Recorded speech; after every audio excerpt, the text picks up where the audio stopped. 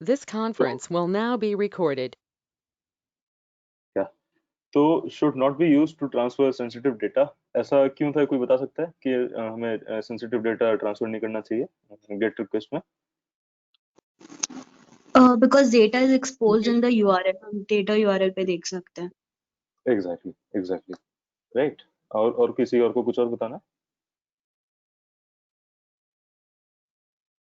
Cool. Same sir, वो URL में append हो जाता है, तो अगर कुछ सेंसिटिव इन्फॉर्मेशन है जैसे कि पासवर्ड एंड ऑल, और अगर वो हम गेट में सेंड कर देते हैं तो वो पब्लिकली कोई भी उसको शो कर सकता है, तो फिर हमारा सर्वर हैक हो सकता है।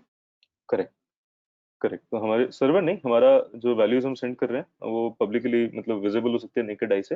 It is not good method. या तो आप उसको एनक्रिप्ट करके भेजो किसी तरीके से, बट स्टिल वो एनक्रिप्टेड वैल्यू भी हम किसी और को क्यों देखें, राइट? तो दिस वाज द रीजन कि we should not use get method to transfer sensitive data. तो उसके लिए हमें पोस्ट मेथड यूज करना चाहिए, ठीक है। And by default that they are saved in the browser history, और इसका एक कैश भी बना लेता है ब्राउजर मोस्ट केसेस में गेट रिक्वेस्ट का। और बहुत लाइट वेट रिक्वेस्ट होती है, रेस्ट एपीआई की रिक्वेस्ट होती है, राइट? रेस्ट रिक्वेस्ट है गेट। और ऐसी हमारे पास एक और थी post. It is use to create और update resources on a server, right? अब क्योंकि रिक्वेस्ट है तो उसका रिस्पॉन्स भी आएगा हमेशा, अब जब भी सर्वर को दोगे। कुछ केसेस में रिस्पॉन्स नहीं आएगा, वो वाले केसेस अभी नहीं करेंगे। जैसे हमारा पुश नोटिफिकेशंस होते हैं, जब ओला उबर स्विगी जोमेटो ये सब ऊपर से आपको एक नोटिफिकेशन भेजते हैं, राइट? तो वो those those are known as push notifications, तो वो भी सर्वर से ही आते हैं हमारे पास। उसका मैकेनिज्म काफी अलग है, व्हाट्सएप की चैट भी वैसे ही काम करती है कुछ कुछ, राइट?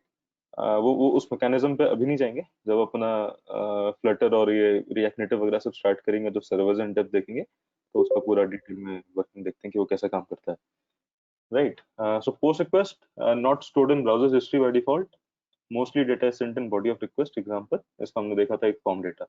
और भी एग्जांपल थे इसके, जैसे रॉ हो गया या फिर बॉडी के अंदर हो गया। तो वो डिस्कस नहीं किए थे हम लोगों ने कि उसके पैरामीटर्स और कैसे भेजें, but form data works for us, है ना? कोई कुछ कहना चाह रहा है? यस, मेरा एक क्वेश्चन था कि गेट और पोस्ट में हम जो डेटा भेज रहे हैं उसका कुछ लिमिट होता है क्या? अमाउंट मतलब कितना अमाउंट ऑफ डेटा हमारा जा सकता है गेट में और कितना पोस्ट में? गेट गेट में लिमिट हो सकती है, ठीक है, डिपेंडिंग अपॉन की स्ट्रक्चर क्या है या फिर कैसा आप भेज रहे हो। बट पोस्ट में मोस्टली लिमिट नहीं होती। लिमिट आप सेट कर सकते हो सर्वर के थ्रू।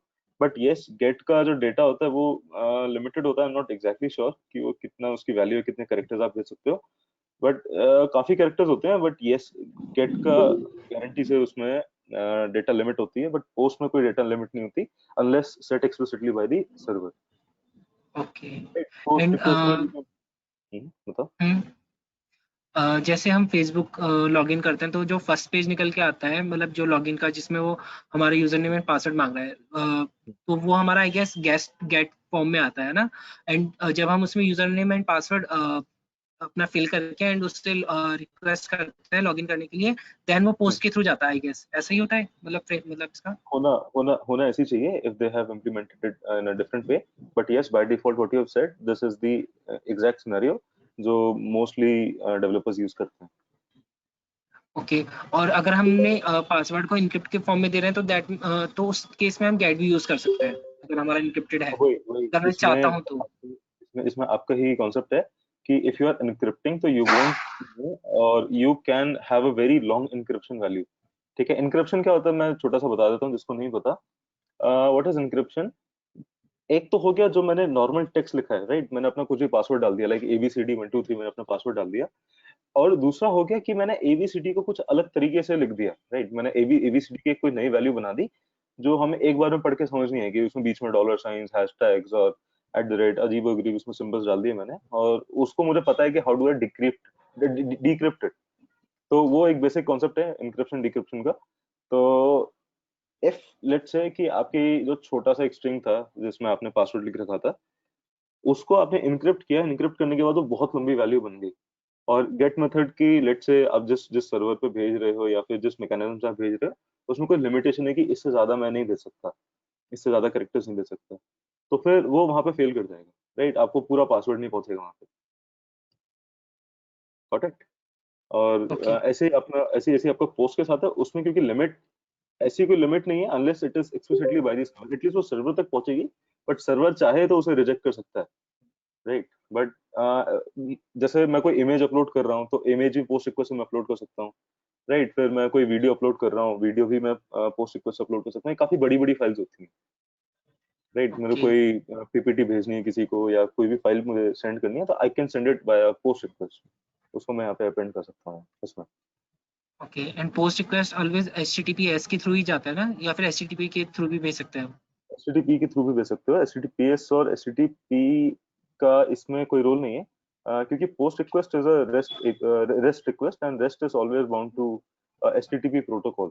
तो HTTPS जो लास्ट में S होता है HTTP के बाद, it just mean secure, hypertext transfer Secure, yes. Protocol secure, right. तो उसका इसमें कोई लेना देना नहीं है। वो बस क्या करता है कि जो लास्ट में S लगा होता है, जो भी आप वैल्यूज भेज रहे हो उसमें उसमें अभी नहीं चलते, लास्ट में OSI मॉडल वाला है, उसमें उसमें मैं पूरा एक्सप्लेन करूंगा कि HTTP कैसे काम करता है। उसमें क्या क्या हमारे पास सिन फ्लैग्स होते हैं, AC के फ्लैग्स होते हैं, बहुत सारी चीजें होती हैं उसमें। तो वो सब पहले बताऊं, फिर उसके बाद में बताऊं कि how does HTTP work, so it would be like more beneficial. But Okay. छोटे में छोटे में HTTPS और HTTP में बस एक फर्क है, HTTP इज अनसिक्योर इनसिक्योर और HTTPS is a secured version of HTTP, that's it. Okay. Cool. Yeah. और कोई कुछ पूछना चाहता है? ओके, महेश इज आस्किंग कि sir what is the meaning of create update resources on server. Exactly. तो create update resources on a server में let's say मेरे पास एक डेटाबेस है, ठीक है। अब मुझे पोस्ट रिक्वेस्ट करनी है या फिर कोई अपने डेटाबेस में इमेज अपलोड करनी है, किसी फोल्डर के अंदर मुझे कोई इमेज अपलोड करनी है, तो this kind of things are like create और अपडेट रिसोर्सेज, राइट। अभी क्रिएट और अपडेट अगर आज टाइम मिला तो वी विल डेफिनेटली सी एक माइस्क्यूएल का डेटाबेस बनाकर, है ना, कि माइस्क्यूएल की कुछ क्वेरीज देखेंगे, उसमें क्रिएट और अपडेट करके देखते हैं कुछ कुछ चीजें। अपडेट नहीं तो क्रिएट तो करके देख ही लेंगे, और फिर इसको कोशिश करेंगे कि हम पोस्ट रिक्वेस्ट से how can we you know create और अपडेट दोस रिसोर्सेज या delete those resources over the database, ठीक है ना। तो पोस्ट का ऐसा मतलब समझ लो आप कि पोस्ट रिक्वेस्ट कुछ भेजेगा एंड सर्वर उसे रीड करेगा। एक्सपेक्टेशन ये है कि क्योंकि हमने पोस्ट किया है तो हम कुछ रिसोर्स अपडेट या डिलीट करना चाहते हैं या क्रिएट करना चाहते हैं सर्वर पे, और वो रिसोर्स कुछ भी हो सकता है, may be entry in a database, may be a file in a folder, ठीक है। या फिर कुछ और भी हो सकता है, कोई नया कनेक्शन बनाना चाहे, कोई प्रॉक्सी कनेक्शन बनाना चाहे, वो सब चीजें खैर एडवांस हो जाएंगी थोड़ी सी, तो इतना डिटेल में नहीं जाएंगे। But yes, that was the meaning of create update resources on our server. I hope that answers your question.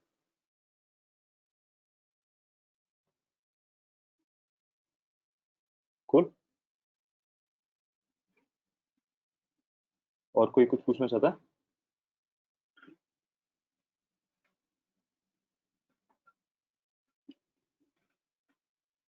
ठीक है, तो थोड़ा सा आगे बढ़ते हैं, इसमें देखते हैं कि जो हमने कल सर्वर सर्वर जब हम कर रहे थे, तो how does a actual server looks like, ठीक है। सर्वर मैंने बताया था कि it is a computer that provides information to other computers over the internet, ठीक है, या इंट्रानेट भी हो सकता है, but net is sufficient, net बोलना, इंटरनेट या फिर इंट्रानेट।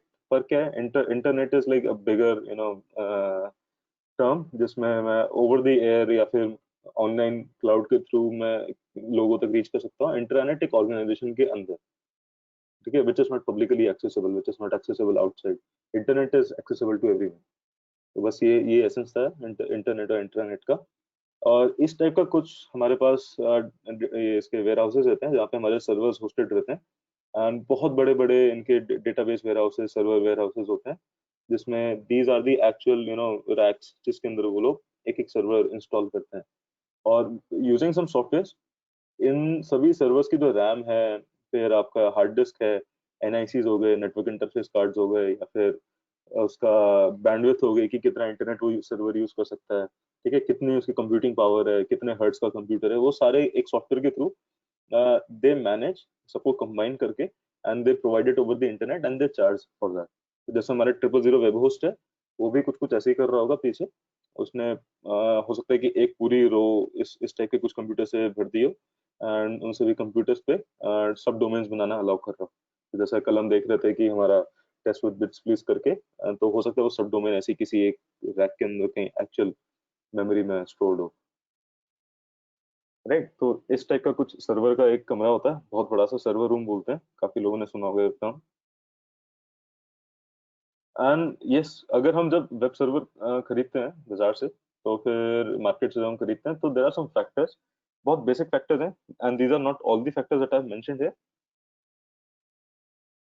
यस, तो बट कुछ कुछ चीजें हमें कंसिडर करनी चाहिए उनको खरीदते हुए। फॉर एग्जांपल आपका रैम हो गया, डिस्क स्टोरेज हो गई, बैंडविड्थ हो गया, सीपीयू स्पीड हो गई। और जितनी चीज आप महंगी चाहोगे, मतलब जितना आप इस पे खर्च करोगे, उतनी आपको बढ़िया चीज मिलेगी। इट्स काइंड ऑफ दैट कि इफ यू से कि मुझे 8 GB का एक सर्वर चाहिए, तो 8 GB server will be more costlier then a 4 GB server. तो जैसे मैंने बताया था, server is nothing but a actual computer. ये इस टाइप के रैक्स होते हैं कंप्यूटर के, यहाँ पे आप देख सकते हो। ये सारे इन्होंने बस लगा रखे हैं, इनमें मॉनिटर ऐसा नहीं दिखेगा, ये बस कंप्यूटिंग रिसोर्सेज हैं सारे। इसमें कहीं ना कहीं रैम होगी, ये यहाँ से इंटरनेट का तार निकल रहा होगा, राइट। इसमें ग्राफिक कार्ड भी मिल जाएगा आपको कहीं ना कहीं, और ये सब आपस में इंटरकनेक्टेड भी मिल जाएंगे आपको इस टाइप से। हो सकता है आपको एक स्टैंड अलोन भी दे दें, और डेडिकेटेड सर्वर बना के एकदम प्रॉपर, ठीक है, which is just for you, और किसी के लिए नहीं, तो वो उस टाइप के काम भी कर सकते हैं। So depending upon how much amount you want, how much amount you have to spend, what is your requirement, कितने लोगों तक आप रीच आउट करना चाहते हो, उसके हिसाब से ये आपको इस टाइप के कुछ रिसोर्सेज जो हैं you can consider while purchasing, and you can request कि मुझे इस टाइप का कुछ कॉन्फ़िगरेशन चाहिए होगा, ठीक है। अब जैसे आप बोलो कि मुझे एक सर्वर बनाना है for a game like PUBG, तो उसके लिए बहुत बड़ा सर्वर चाहिए, because they have to manage between a lot of users, बहुत सारे यूजर्स को एक साथ सिंक में रखना पड़ता है। तो एक से ज्यादा सर्वर चाहिए होते हैं उसमें, कि एक रीजन के लिए मुझे एक सर्वर चाहिए, दूसरे रीजन के लिए दूसरा सर्वर चाहिए, फिर उनको सिंक में रखने के लिए तीसरा सर्वर चाहिए, राइट। वरना आपने नोटिस किया होगा कि कभी कभी लैग आता है पबजी खेलते हुए, राइट। तो वो लैग इसलिए आता है, बोलते हैं ना पिंग आ रहा है, पिंग आ रहा है, पिंग बहुत हाई है। तो पिंग आने का रीजन ही यही है कि you are making a request, your modem, your system is making a request to a server. वो सर्वर एक रीजनल सर्वर को रिक्वेस्ट भेज रहा होगा, और वो रीजनल सर्वर उस सर्वर को वापस से रिस्पॉन्स दे रहा होगा, और फिर वो जो सर्वर था वो आपको वापस से रिस्पॉन्स दे रहा होगा। ये बहुत बड़ी सी चेंज बन सकती है इसके बीच में, एंड वो कितनी जल्दी आपको रिस्पॉन्स आता है, वो फिर मैटर करती है उस चीज में, राइट। तो ये अपने आप में बहुत, मतलब एक पूरे अलग ब्रांच है। इसमें जैसे AWS हो गया, Azure हो गया, होस्टिंगर हो गया, ट्रिपल वेब होस्ट हो गया, तो ये प्रॉपर कंपनीज सेटअप करके रखते हैं, they create a very good business out of it. Costly business होता है, इंफ्रास्ट्रक्चर उसका काफी महंगा है। कोई कुछ कहना चाह रहा है?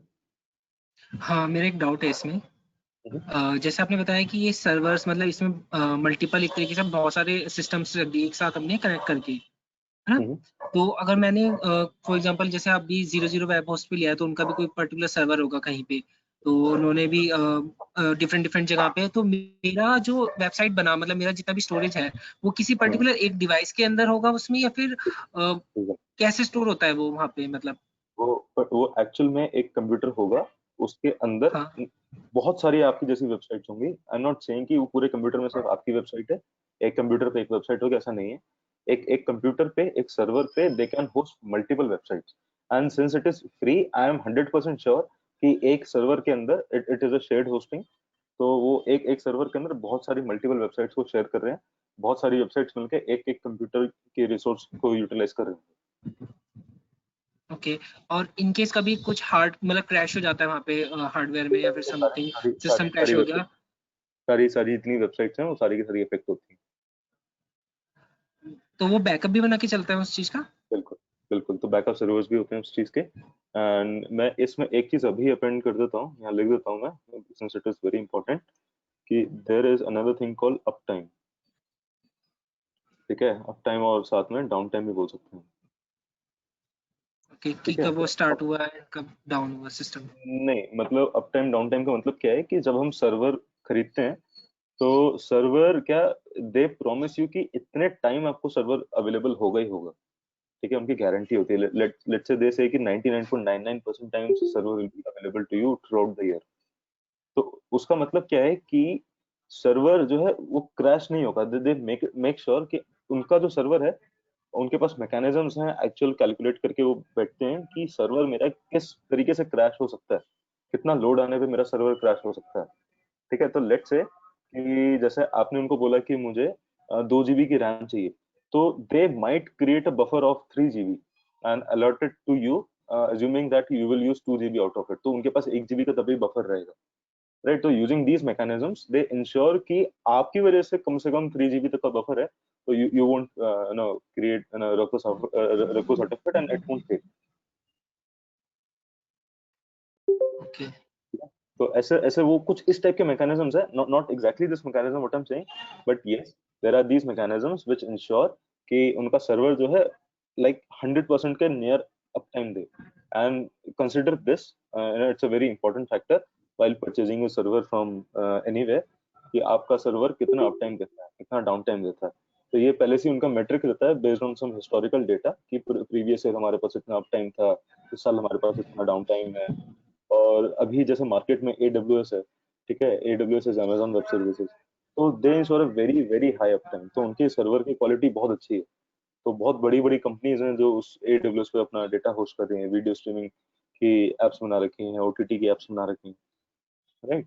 तो ये बहुत बड़ा फैक्टर है कि लाइक अब लेट्स से कि I am running a company और वो मेरे सर्वर पे OTT प्लेटफॉर्म टाइप है, कुछ नेटफ्लिक्स टाइप ही है, and I am hosting it on some random server.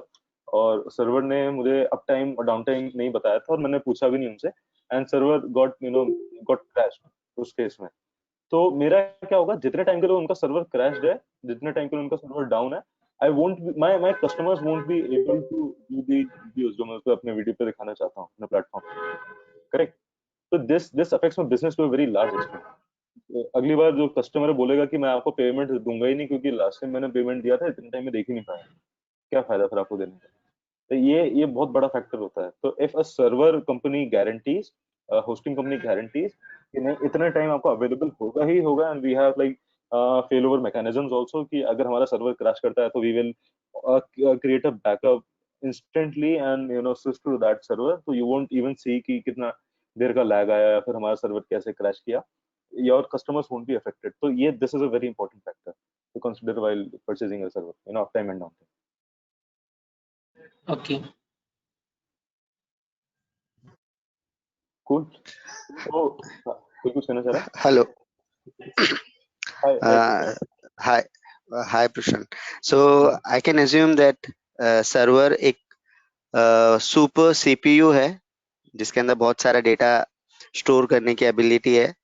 And जैसे हमारे पर्सनल कंप्यूटिंग में वी हैव ड्राइव्स, तो इधर भी वो लोग शायद सर्वर को बहुत सारा डेटा को मैनेज करने के लिए वो कैटेगरीज करते होंगे एक सब सर्वर के अंदर. This server is specific for game, this is for hosting website which are dynamic, and this is for something which is static which require less of lastly statement है ये, this is not completely correct. ऐसा क्यों बोल रहा हूँ मैं? Okay. When a hosting company जो server बनाती है वो अपने क्लाइंट को कंप्यूटिंग रिसोर्स दे रही है, तो इट डजंट एक्सपेक्ट कि वो क्लाइंट उस कंप्यूटिंग रिसोर्स का क्या करेगा, राइट? लेट्स से कि आपने बोला सर अपने इस होस्टिंगर को या फिर 000 वेब होस्ट को कि right now I am taking this from you and I am paying this much amount to you, right? और you should not be restricted to that computing resource कि आप सिर्फ इसको एक वेबसाइट के लिए होस्ट करो, राइट? और एक्सपेक्टेशन है कि इसको मैं किसी भी चीज के लिए यूज कर सकता हूँ. अदरवाइज क्योंकि जैसे अगर मैं वेबसाइट बना रहा हूँ, ठीक है, तो वेबसाइट बनाते हुए इट्स नॉट जस्ट कि मुझे सिर्फ वहाँ पे वेब पेज ही दिखाना है, उसके पीछे डेटाबेस लाना है, मल्टीपल प्रोसेसेस चलानी है, यूजर का डेटा आ रहा है उसे कंप्यूट करना है, तो बहुत सारे उसमें कंप्यूटिंग रिसोर्सेस चाहिए, राइट? तो कभी भी होस्टिंग कंपनी से फोर्स नहीं करेगी कि यू, अगर ऐसा करती है कि फोर्स करती है नहीं आप सिर्फ वेबसाइट ही होस्ट करोगे, जैसे अभी ये 000 वेब होस्ट का फ्री वर्जन कर रहा है, सिंस इट इज फ्री तो इट इज एक्सेप्टेबल. बट अगर ये पेड होता फिर मैं बोलता नहीं मुझे तो यहाँ पे सिर्फ वेबसाइट ही मिल रही है, मैं HTML पेजेस ही दिखा सकता हूँ, तो वो उसका फिर कुछ अच्छा सेंस नहीं बनेगा. Then it's a very bad company. नहीं, मैं मतलब वो कैसे मैनेज कर रहा होगा अपने एंड पर, वो देखो मतलब सिर्फ वेबसाइट नहीं रहेगा. जैसे अभी वेबसाइट जब मैं देखता हूँ, website is a front end, लेकिन उसके पीछे जो हम लोगों वो फ्रंट एंड पे मुझे दिख रहा है, तो उसके पीछे जो भी मैकेनिज्म, जो भी डेटा हमने किया रहेगा वो सर्वर पे रहेगा. वो तो करेक्ट, ओके, एकदम सही. यस. हाँ, तो वो तो मतलब website is one way of hosting, कि वेबसाइट से वो फ्रंट एंड पे दिखाई दे रहा है, पीछे बहुत सारा डेटा है उसके जो सर्वर पे स्टोर है. लेकिन मेरा क्वेश्चन ये था कि मतलब वो लोग दे हैव सम, वो कुछ तो मैकेनिज्म करेंगे, क्योंकि अभी देखो कैसे चार्ज कर रहे रहेंगे वो सर। जब मैं सर्वर के लिए बोलता हूँ, जैसे GoDaddy है, उसका एक वो एक आईडी, बेसिकली वो एड्रेस के लिए मुझे वो चार्ज कर रहा है कि ये जो एड्रेस है, ये एड्रेस के लिए मैं तुझे चार्ज करूंगा, ये यूनिक एड्रेस है। उस पे कितना डेटा आएगा, कितना डेटाबेस में कितना जीबी यूज करूंगा, कितना सर्वर यूज करूंगा, उस पे मुझे वो चार्ज कर रहे हैं, या वो सिर्फ एड्रेस प्रोवाइड करने के लिए मुझे चार्ज कर रहे हैं? ठीक है, आज आज वही चीज मैं एक्सप्लेन करने वाला हूँ। नेक्स्ट स्लाइड मेरी शायद उसी की है, ये वाली, है ना? तो इसके हाँ, बाद आपको बहुत सारी चीजें क्लियर हो जाएंगी, बट यस अभी इस पर ओके। नहीं चलते। मैं एक्सप्लेन करता हूँ कि आपका क्वेश्चन क्या था। सो हम्म, द क्वेश्चन है कि वो क्या हमें एड्रेस के लिए चार्ज कर रहे हैं या फिर हमें उससे ज्यादा के लिए चार्ज कर रहे हैं, राइट? तो let's say I am not saying कि वो आपको किसी एड्रेस या किसी उसके लिए चार्ज कर रहे हैं। आई विल से जो भी आप उनका रिसोर्स यूज कर रहे हो, उस रिसोर्स के बेसिस पे आपको चार्ज कर रहे हैं। They are charging you for a 2 GB RAM, they are charging you for a 128 GB SSD storage, they are charging you for the 20 terabyte internet bandwidth, they are charging you for a 4 gigahertz CPU, and they are assuring that you will get a 99.99% uptime or downtime। इस resources के बीच में what ever you do, उनको कोई फर्क नहीं पड़ना चाहिए। But yes, you can request the server hosting company कि मेरे जो सर्वर की रिक्वायरमेंट है, मुझे यहाँ पे सिर्फ गेम्स खेलने हैं, तो make a customized streaming facility for me. Right? तो this is the factor, right? आप चाहो तो उनको रिक्वेस्ट कर सकते हो, बोल सकते हो कि you can contact them and say कि मुझे इस पे वीडियो स्ट्रीम करनी है, तो वीडियो स्ट्रीमिंग के लिए एक अलग से डेडिकेटेड को सेक्शन बनाओ मेरे लिए, and I will pay you accordingly. तो वो डेडिकेटेड आपके लिए बना के देंगे। But if you are purchasing a server, a generic server, web server, तो उसमें ये सारी चीजें मैटर नहीं करेंगी फिर, राइट? कि उस पर आप गेम खेल रहे हो कि क्या खेल रहे हो। अगर आप गेम खेल रहे हो इन्हीं रिसोर्सेज के अंदर, दे हैव नो इश्यूज, और इन्हीं इन्हीं रिसोर्सेज के अंदर आपका गेम अगर चल रहा है तो you also don't have any issues. But mostly क्या होगा, इन सब चीजों पे गेम चलेगा नहीं, because game also requires another hardware called graphics processor, graphic card चाहिए होता है उसे। तो उसके लिए ग्राफिक फार्म्स होते हैं, बहुत बड़े बड़े ग्राफिक प्रोसेसिंग फार्म्स होते हैं। ठीक है, कोई बोलेगा मुझे इसमें बिटकॉइन माइन करना है, बिटकॉइन माइन करने के लिए बहुत बड़े बड़े फार्म्स होंगे। क्रिप्टो करेंसी का सबने नाम सुना होगा आई गेस। ठीक है, तो वो उसको माइन करने के लिए बहुत बड़े बड़े रिसोर्सेज चाहिए होते हैं, बहुत एडवांस काइंड ऑफ रिसोर्सेज चाहिए होते हैं। तो आप अगर पहले से ही बता देते हो कि नहीं, मुझे बिटकॉइन माइनिंग के लिए मुझे कोई सर्वर चाहिए या फिर मुझे गेम खेलने के लिए कोई सर्वर चाहिए, तो then they can allot you some additional resources. But वो भी फिर क्या, RAM, disk, storage, bandwidth, CPU हो सकता है आपके इन्हीं इन्हीं शैक्स में से कहीं से जा रहा हो, इन्हीं रैक्स में से कहीं जा रहा हो, और जो एडिशनल जैसे ग्राफिक्स कार्ड का प्रोसेसर है, उसको एक अलग रैक से लेके आ रहे हैं। करेक्ट? तो these are all managed via a software. बीच में एक हाइपरवाइजर मतलब नहीं चलते उन सब चीजों में, बट एक ऐसे जान देते हैं कि एक बीच में काइंड ऑफ सॉफ्टवेयर की लेयर होगी, और वो इन सब चीजों को मैनेज कर रही होगी कि किसको कितना कंप्यूटिंग रिसोर्स देना है, कौन से यूजर को। Based on that I will charge the user. Proper billing mechanism होता है इन सब चीजों का। तो this is how this works. ठीक है, और जो आपका नेक्स्ट क्वेश्चन था, very interesting, very good topic. ठीक है, कि how does the internet even identify कि हमारा वेब सर्वर क्या है। और यहाँ नोटिस करना, मैंने एक्सप्लिसिटली वेब सर्वर लिख रखा है। बहुत सारे टाइप के सर्वर्स बन सकते हैं, क्योंकि उन सब में नहीं चलते। जैसे एसएमटीपी सर्वर हो गया, एफटीपी सर्वर हो गया, उन सब में नहीं चलते। SMTP is your mailing server, जिसमें आप ईमेल भेजते हो, जैसे जीमेल हो गया। ठीक है, फिर एफटीपी जिसमें आप फाइल ट्रांसफर करते हो। ठीक है, तो वो जैसे गूगल ड्राइव एफटीपी यूज करता होगा। तो उन सब चीजों में चलता है। अभी फिलहाल जो हम कल सर्वर हमने बना के देखा था, उसे एक वेब सर्वर बोलेंगे, और देखते हैं कि how does the internet identify कि हमारा वेब सर्वर कैसे मतलब काम करेगा, कहाँ पे मिलेगा। तो बेसिकली जैसे इसको एज्यूम करते हैं कि मुझे किसी को कॉल करना है। ठीक है, तो कॉल करने के लिए मेरे पास मेरे फोन में उसका नंबर सेव्ड है, राइट? नंबर जो सेव्ड है उसका करस्पॉन्डिंग एक नाम है। मुझे नंबर नहीं याद, बट मुझे उसका नाम याद है। तो वो जो नाम है, that is analogous to this www.example.com। ठीक है, तो मैं अपने फोन को बोलता हूँ कि example.com को कॉल करो, या फिर सिरी को अगर मैं बोलता हूँ, जो एप्पल का आईफोन असिस्टेंट है, तो उसको मैं बोलता हूँ हे सिरी कॉल दिस पर्सन। तो वो सिरी क्या करती है, वो उस बंदे का नाम देखेगी और उसके करस्पॉन्डिंग जो फोन नंबर आएगा उस पर कॉल करेगी। सिमिलरली हमें भी ऐसे ही करना है। हम यहाँ बैठे हैं, we are the user over है, and we have a domain name. तो जो GoDaddy से हमने कल देख रहे थे उस पे, तो that was a domain name. तो this example.com is a domain name. This this is human readable, ये काफी हद तक मतलब लोगों को समझ में आ जाएगा क्योंकि यहाँ पे कुछ इंग्लिश के कैरेक्टर्स होंगे, राइट? तो what is a domain name server? It is kind of a phone book for the internet. जैसा आपके उसमें मोबाइल में कॉन्टैक्ट्स होते हैं काफी सारे, तो उसके करस्पॉन्डिंग इस डोमेन नेम सर्वर के अंदर उसका फोन नंबर एक्चुअल वाला स्टोर्ड होगा, not a phone number but a IP address. तो IP address is analogous to that phone number, right? And example dot com के करस्पॉन्डिंग डोमेन नेम सर्वर पे हमारा डीएनएस पे, और ये डीएनएस सर्वर भी एक बेसिकली कंप्यूटिंग रिसोर्स ही होगा इंटरनेट पे, ठीक है?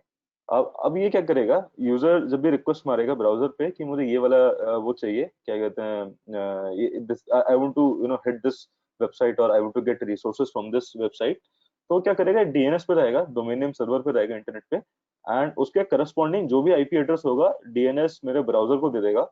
तो ब्राउजर क्या वापस से क्योंकि वो मेरे पास आ गया, तो ब्राउजर उसको अब एचटीटीपी रिक्वेस्ट मारेगा इस आईपी एड्रेस पे, और जो भी इसके पास उसके करस्पॉन्डिंग रिसोर्स होगा, वेब सर्वर हमारे यहाँ पे चल रहा है, place where we host our files, जहाँ पे जैसे कल हम अपने उसकी test.php और ये सब डाल रहे थे, तो उस टाइप का एक वेब सर्वर उसके करस्पॉन्डिंग एचटीटीपी रिस्पॉन्स देगा, राइट? तो एचटीटीपी रिस्पॉन्स में आपको वो फाइलें मिल जाएंगी, वो जो भी आपको डेटा चाहिए था, है ना? कल हम पोस्ट रिक्वेस्ट देख रहे थे, गेट रिक्वेस्ट देख रहे थे, तो उन सब रिक्वेस्ट का रिस्पॉन्स हमें यहाँ से मिलेगा।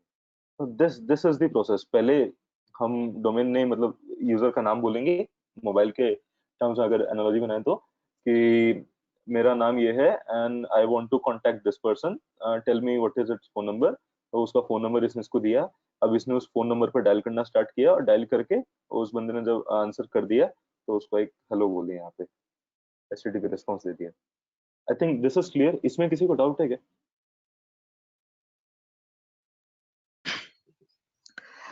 हाँ, डीएनएस ये भी एक सर्वर है और ये वेब सर्वर। डीएनएस किसके करेक्ट। एंड पे रहता है? डीएनएस किसके एंड पे रहता है? जैसे हम लोग कल बोल रहे थे, GoDaddy से हम एक सर्वर खरीद रहे हैं, तो GoDaddy क्या हमें अपने डीएनएस सर्वर की एंट्री में एक डीएनएस सर्वर के उसके पास एक बहुत बड़ा सा टेबल होगा, एक बहुत बड़ी सी फोन बुक होगी, उसके अंदर हमें एक हम्म, एंट्री क्रिएट करने के लिए पैसे ले रहा था। तो ये अभी GoDaddy का डोमेन नेम सर्वर हो गया। ओके। अब ऐसे, अब देखो फिर ये एक चीज, नेक्स्ट क्वेश्चन ये बनता है सीधा सीधा कि GoDaddy का सर्वर जो है डीएनएस वाला, ये कहाँ होस्टेड है, ये इसके बारे में किसको पता? ठीक है, तो what I will do is, इसके एक्चुअली बीच में मैं एक पॉइंट मैंने यहाँ पे मिस कर दिया, वो जानबूझ के नहीं डाला मैंने, to keep the thing simple. ये क्या है, एक एक पर्टिकुलर हमारे पास बहुत बड़ी इंटरनेट की एक ऑर्गेनाइजेशन होती है, ठीक है, which has a list of phone books.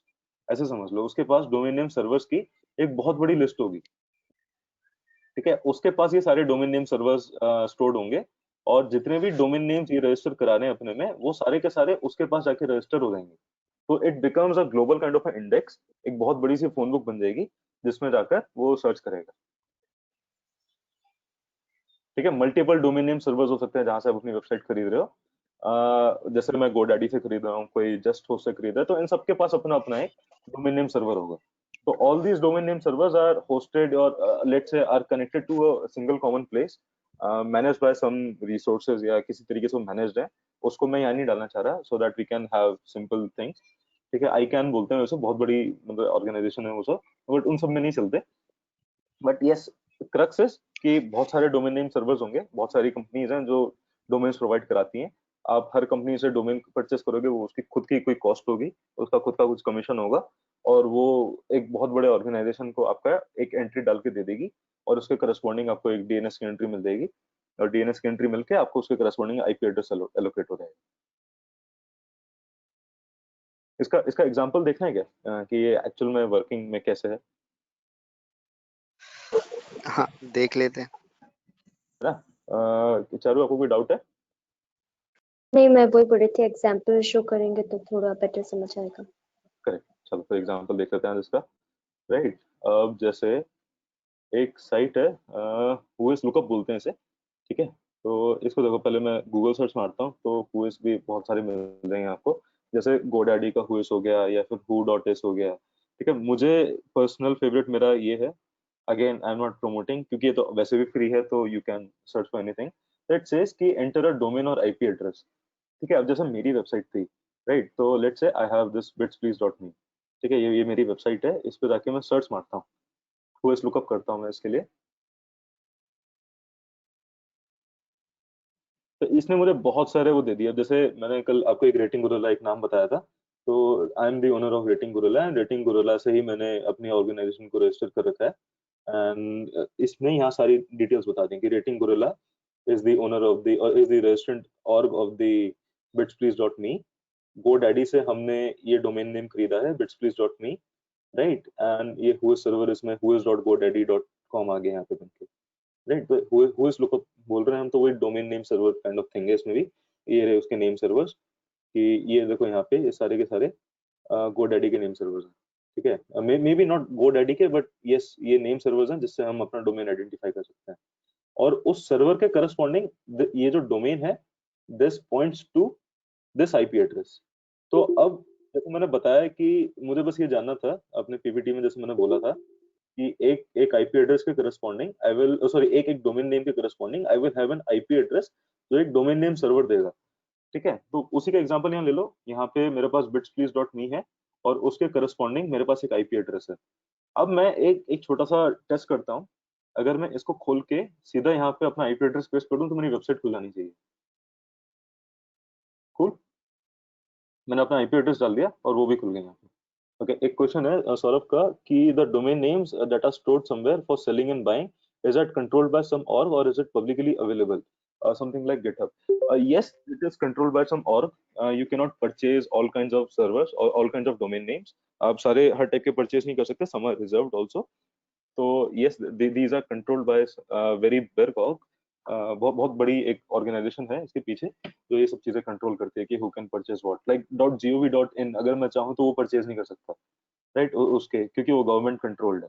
और वो पता कैसे चलेगा जब मैं परचेज करता हूँ? वो तभी पता चलेगा जब it is controlled by some centralized authority.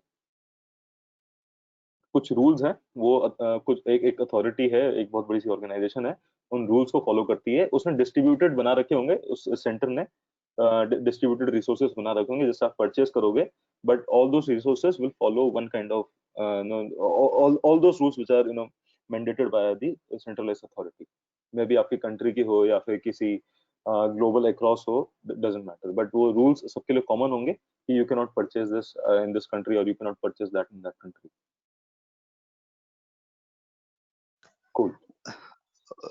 Okay, तो सिंपल अंडरस्टैंडिंग और थोड़ा सा फाइनेंसिंग अंडरस्टैंडिंग के पर से मैं एक एग्जांपल देता हूँ। Late me know if I am on the right way. कि जैसे मैं एक अकाउंट एक बैंक में खुलाता हूँ, मेरे नियर बाय एक बैंक है, उसके एक ब्रांच में मैं अकाउंट खुलाता हूँ। फॉर एग्जांपल SBI का मैं लेता हूँ, वो मेरे एक नजदीक वाली ब्रांच है, मेरे घर से नजदीक है, उधर मैं अकाउंट खुलाता हूँ सेविंग का। तो वो जो अकाउंट नंबर है, that is my IP address, that account is equal to Pritam Kumar Naik, क्योंकि मेरे को मेरा अकाउंट नंबर याद नहीं रहेगा। जब भी मैं जाता हूँ बैंक में तो मैं वो लोग मुझसे पूछते हैं अकाउंट नंबर, मैं बोलता है प्रीतम कुमार नाइक से देखो आप, क्योंकि वो इतना बड़ा नंबर रहता है, मुझे याद नहीं रहता है।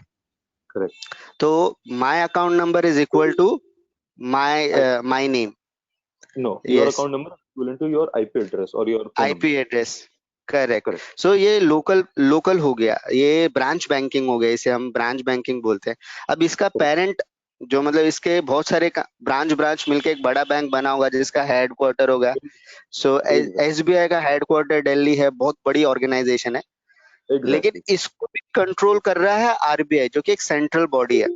Perfect. तो इसके पास मेरे जैसे बहुत सारे अकाउंट वाले होंगे, तो account is very unique, right. So IP is a very unique, उसके अगेंस्ट में सिर्फ नाम डाल देता हूँ। करेक्ट।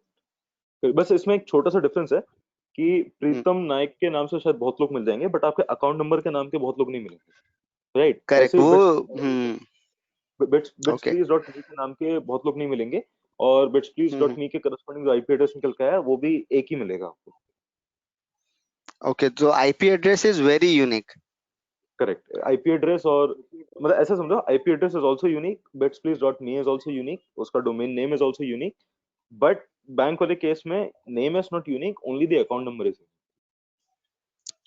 या ओके, हाँ, क्योंकि यहाँ पे हम लोग वेबसाइट पे जब सर्च मार रहे हैं तो यूनिक नहीं है, तो फिर वो हमें नया ऑप्शन बोलता है करने का।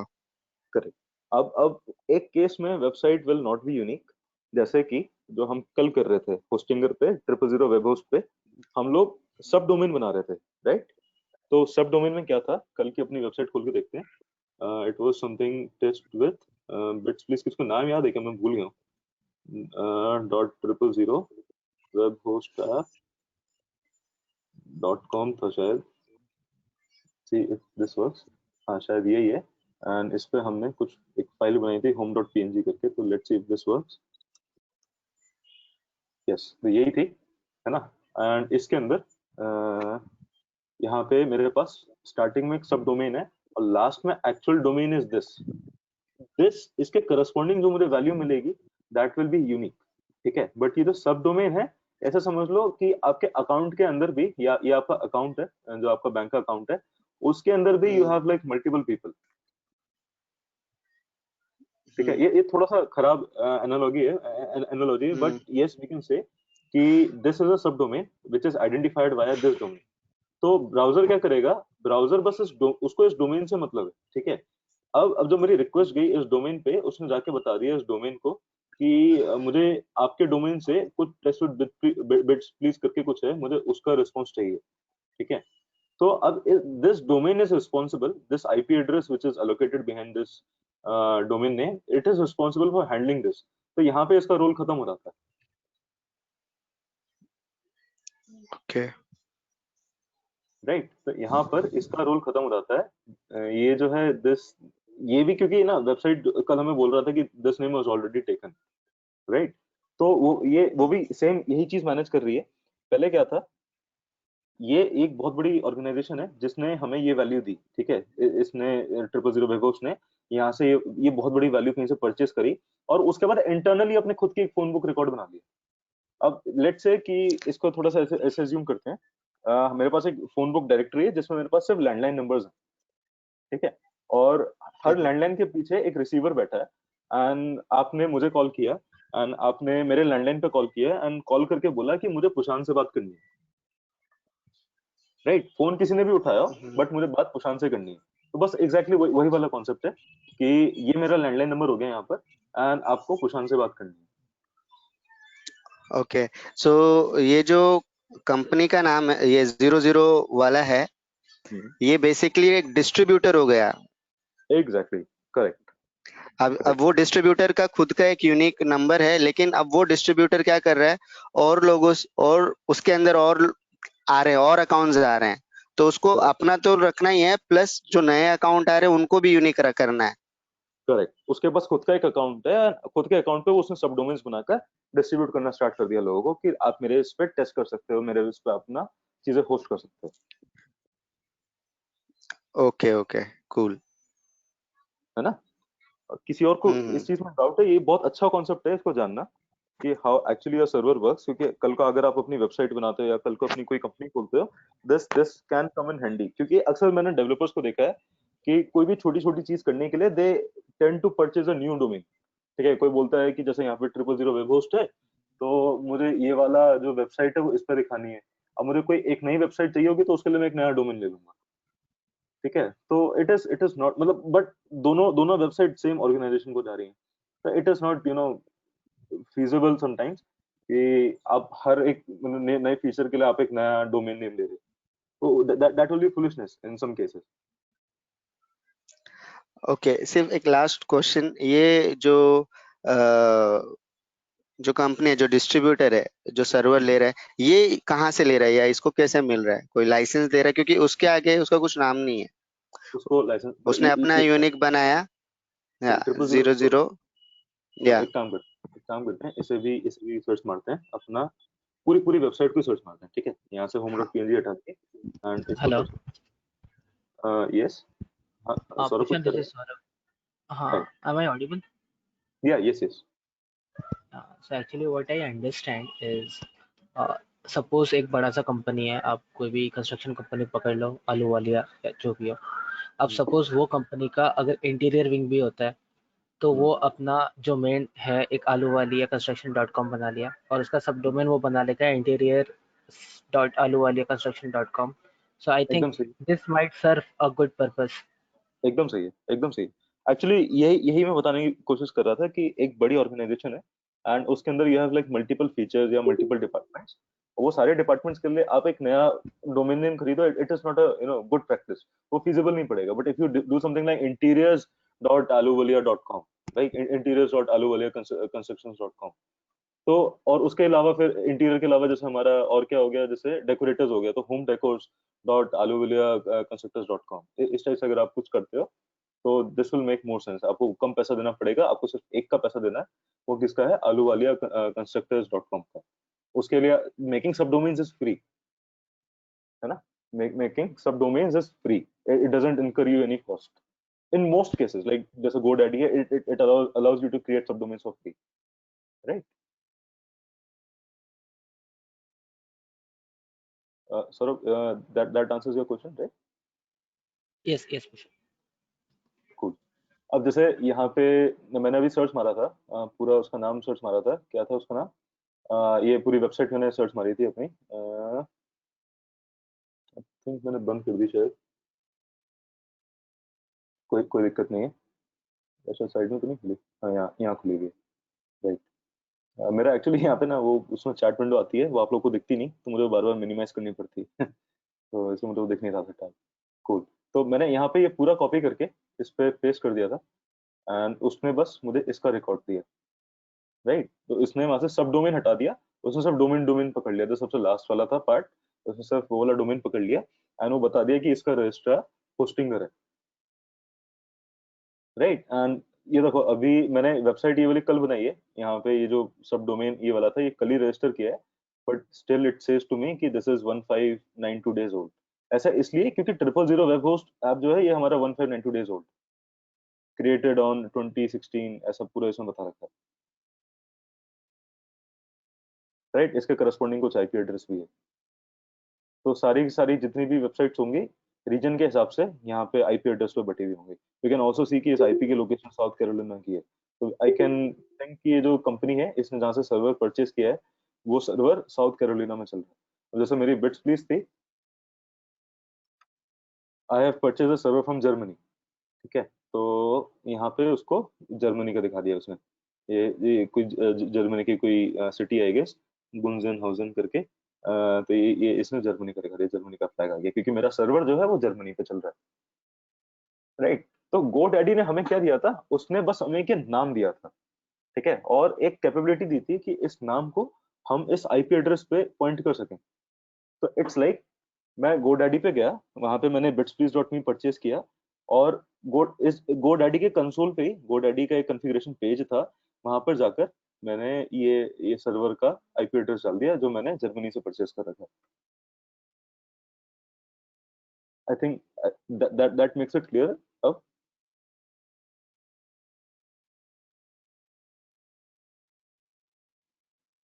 किसी को डाउट है इसमें? अब जैसे मेरा यहाँ देख लो, एसेट yesterday की मैंने बहुत रिसेंटली परचेज किया, तो इट इज 98 डेज ओनली, ये मतलब जो डोमेन नेम है bitsplease.me। अब ऐसे ही शायद मेरे पास एक और है ratinggorilla.com, इसको भी मैंने GoDaddy से परचेज किया हुआ है and it is also running on the same search one. हो गया,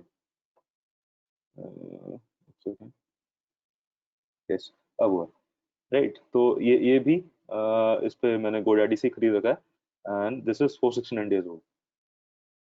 उसका एक्सपायरेशन डेट भी बता रहा है कि GoDaddy ने उसे 1 साल के लिए 2 साल के लिए कब रजिस्टर कर रखा है, ठीक है। तो मैंने यहाँ खरीदा था तो 2 साल के लिए शायद मैंने खरीदा होगा उस टाइम, तो this is this will expire on this date. तो लगभग 1-1.5 साल हो गया उसको खरीदे हुए। तो you can have this kind of information freely, मतलब ये this is not a illegal activity और something, this is completely legal and you can do this। जैसे फेसबुक का है तो पीपल आर समटाइम्स क्यूरियस कि फेसबुक जो है मैं यहाँ पे जाता हूँ एंड डेडिकेटेड फॉर प्राइवेसी, अब इसने मना कर दिया है ये सारी इन्फॉर्मेशन देने के लिए, राइट। फेसबुक जो है इतने दिन ओल्ड है, facebook.com is this many days old, 1997 में कभी लॉन्च हुई है। उसके करस्पॉन्डिंग एक आईपी एड्रेस है। अब इस आईपी एड्रेस को अगर मैं ब्राउजर पे हिट करूंगा तो I should be able to open my facebook.com। Cool, वही एग्जैक्ट सेम वही मतलब फंडे हैं सब जगह एंड कॉन्सेप्ट्स वही हैं, बेसिक कॉन्सेप्ट्स। हाँ कुछ केसेस में इट माइट बी कि आप ने इस वेबसाइट को, इस आईपी एड्रेस को हिट किया and it doesn't allow you to redirect to the actual जो इंटेंडेड आपका ये facebook.com था जैसा, इस टाइप का उस पर आपका अलाउ नहीं करे, तो इन दोस केसेस आई वुड से कि either of the two things are there, either the developer has a very poor configuration over the server, वो इस आईपी एड्रेस को अपने उसमें डालना ही भूल गया, वो सिर्फ इस डोमेन नेम से पहचान रहा है अपने सर्वर को, जो उसने अपना सर्वर पे जो जैसा फाइल्स कल बनाई थी हम लोगों ने, ऐसे ही एक डेवलपर अपने सर्वर को कॉन्फ़िगर करता है टू आइडेंटिफाई कि कौन कौन से डोमेन नेम से और कौन कौन से आईपी एड्रेसेस से उसका सर्वर जो है, जो उसकी फाइल्स हैं वो एक्सेसिबल होंगी। ठीक है, तो वो हो सकता है या तो इस चीज को डालने ही भूल गया यहाँ पे, ठीक है, या फिर उसने प्राइवेसी के लिए या सिक्योरिटी रीजंस के लिए उसने इसको मना कर दिया। अब जैसे फॉर एग्जांपल सिक्योरिटी वाले का हमारे पास यहाँ पे 000 वेब होस्ट ऐप था, ठीक है ना, तो मैं एक बार इसको दोबारा सर्च मारता हूँ, सॉरी .com भी आएगा, चलो इसने .com अपना पकड़ लिया एंड एक बार इसको ट्राई करते हैं हिट करने का, तो लेट्स सी ये क्या देता है। ठीक है, यहाँ पे कोई सब डोमेन नहीं है, ये सब डोमेन है, तो it says कि error access denied, what happened, this website is using a security service to protect itself from online attacks। ठीक है, तो either of the two cases, या तो वो भूल गया है या फिर वो सिक्योरिटी के लिए उसको डिनाई करना चाहता है, सिंपल। आई थिंक सर्वर क्या है अब काफी लोगों को एकदम पूरा क्लियर हो गया होगा कि हाउ डज इट वर्क।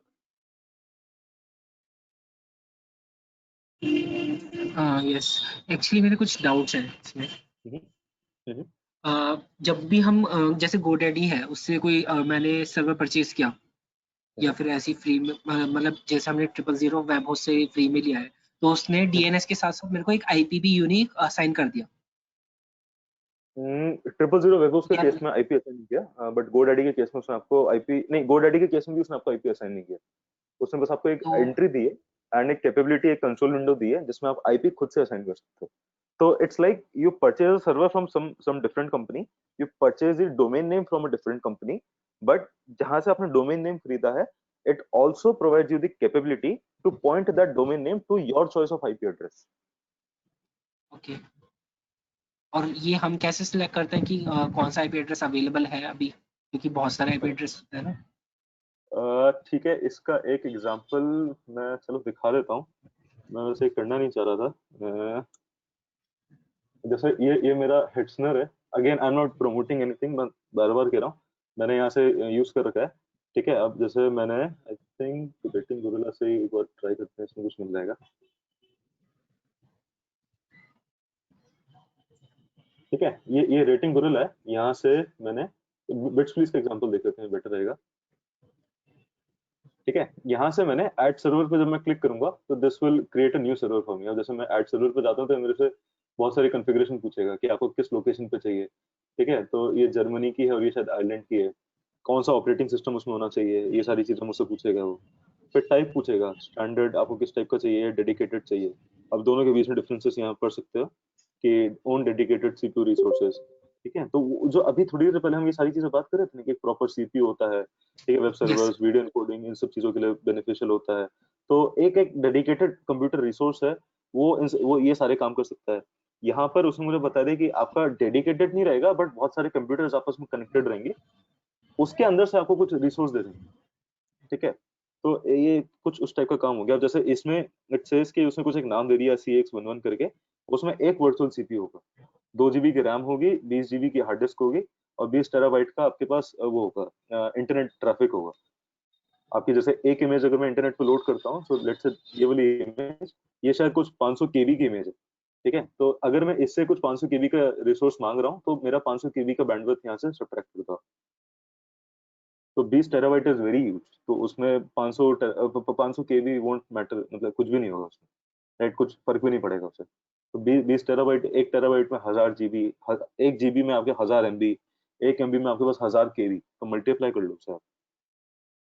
ठीक है, उसमें से आपने बहुत छोटा सा कुछ 500 नंबर निकाल दिया, तो वो मतलब 1000 इंटू 1000 इंटू 1000 माइनस 500, तो दैट वोंट अफेक्ट मच।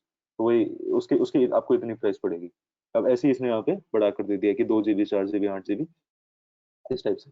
तो जब मैं अपना सर्वर यहाँ से परचेज करता हूँ तो it allows me to do this कि एक आईपी एड्रेस मुझे एलोकेट कर देगा इस टाइप का, यहाँ से क्रिएट एंड बाय नाउ करूंगा मैं। तो सारा प्रोसेस कंप्लीट करने के बाद एक बार अपने सर्वर्स की लिस्ट पे जाता हूँ तो ये मुझे इस टाइप का कुछ आईपी एड्रेस प्रोवाइड कर देगा, और you can see that this is the exact IP same IP address जो मेरा यहाँ से मुझे मिला है। ठीक है, bitsplease.me पे चलते हैं। ये वाला 116.203.134.104 और ये वाला एकदम एकदम सेम है। ठीक है, अब मैंने उसको पॉइंट कैसे किया है, वो GoDaddy के कंसोल से शायद मुझे GoDaddy खोलने से पहले एक बार स्क्रीन ऑफ करनी पड़ेगी अपनी। उसमें कुछ थोड़ी सी इन्फॉर्मेशन है which I do not want to share publicly, तो जस्ट अलाउ मी 1-2 मिनट्स, मैं GoDaddy खोलता हूँ एंड वहां से आपको दिखाता हूँ कि वो कैसा अंदर से कॉन्फ़िगरेशन में दिखता है। ठीक है,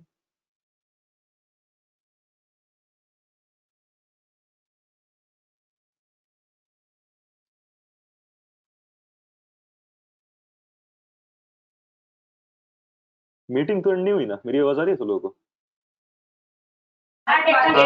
यस सर। कूल कूल, हाँ ठीक।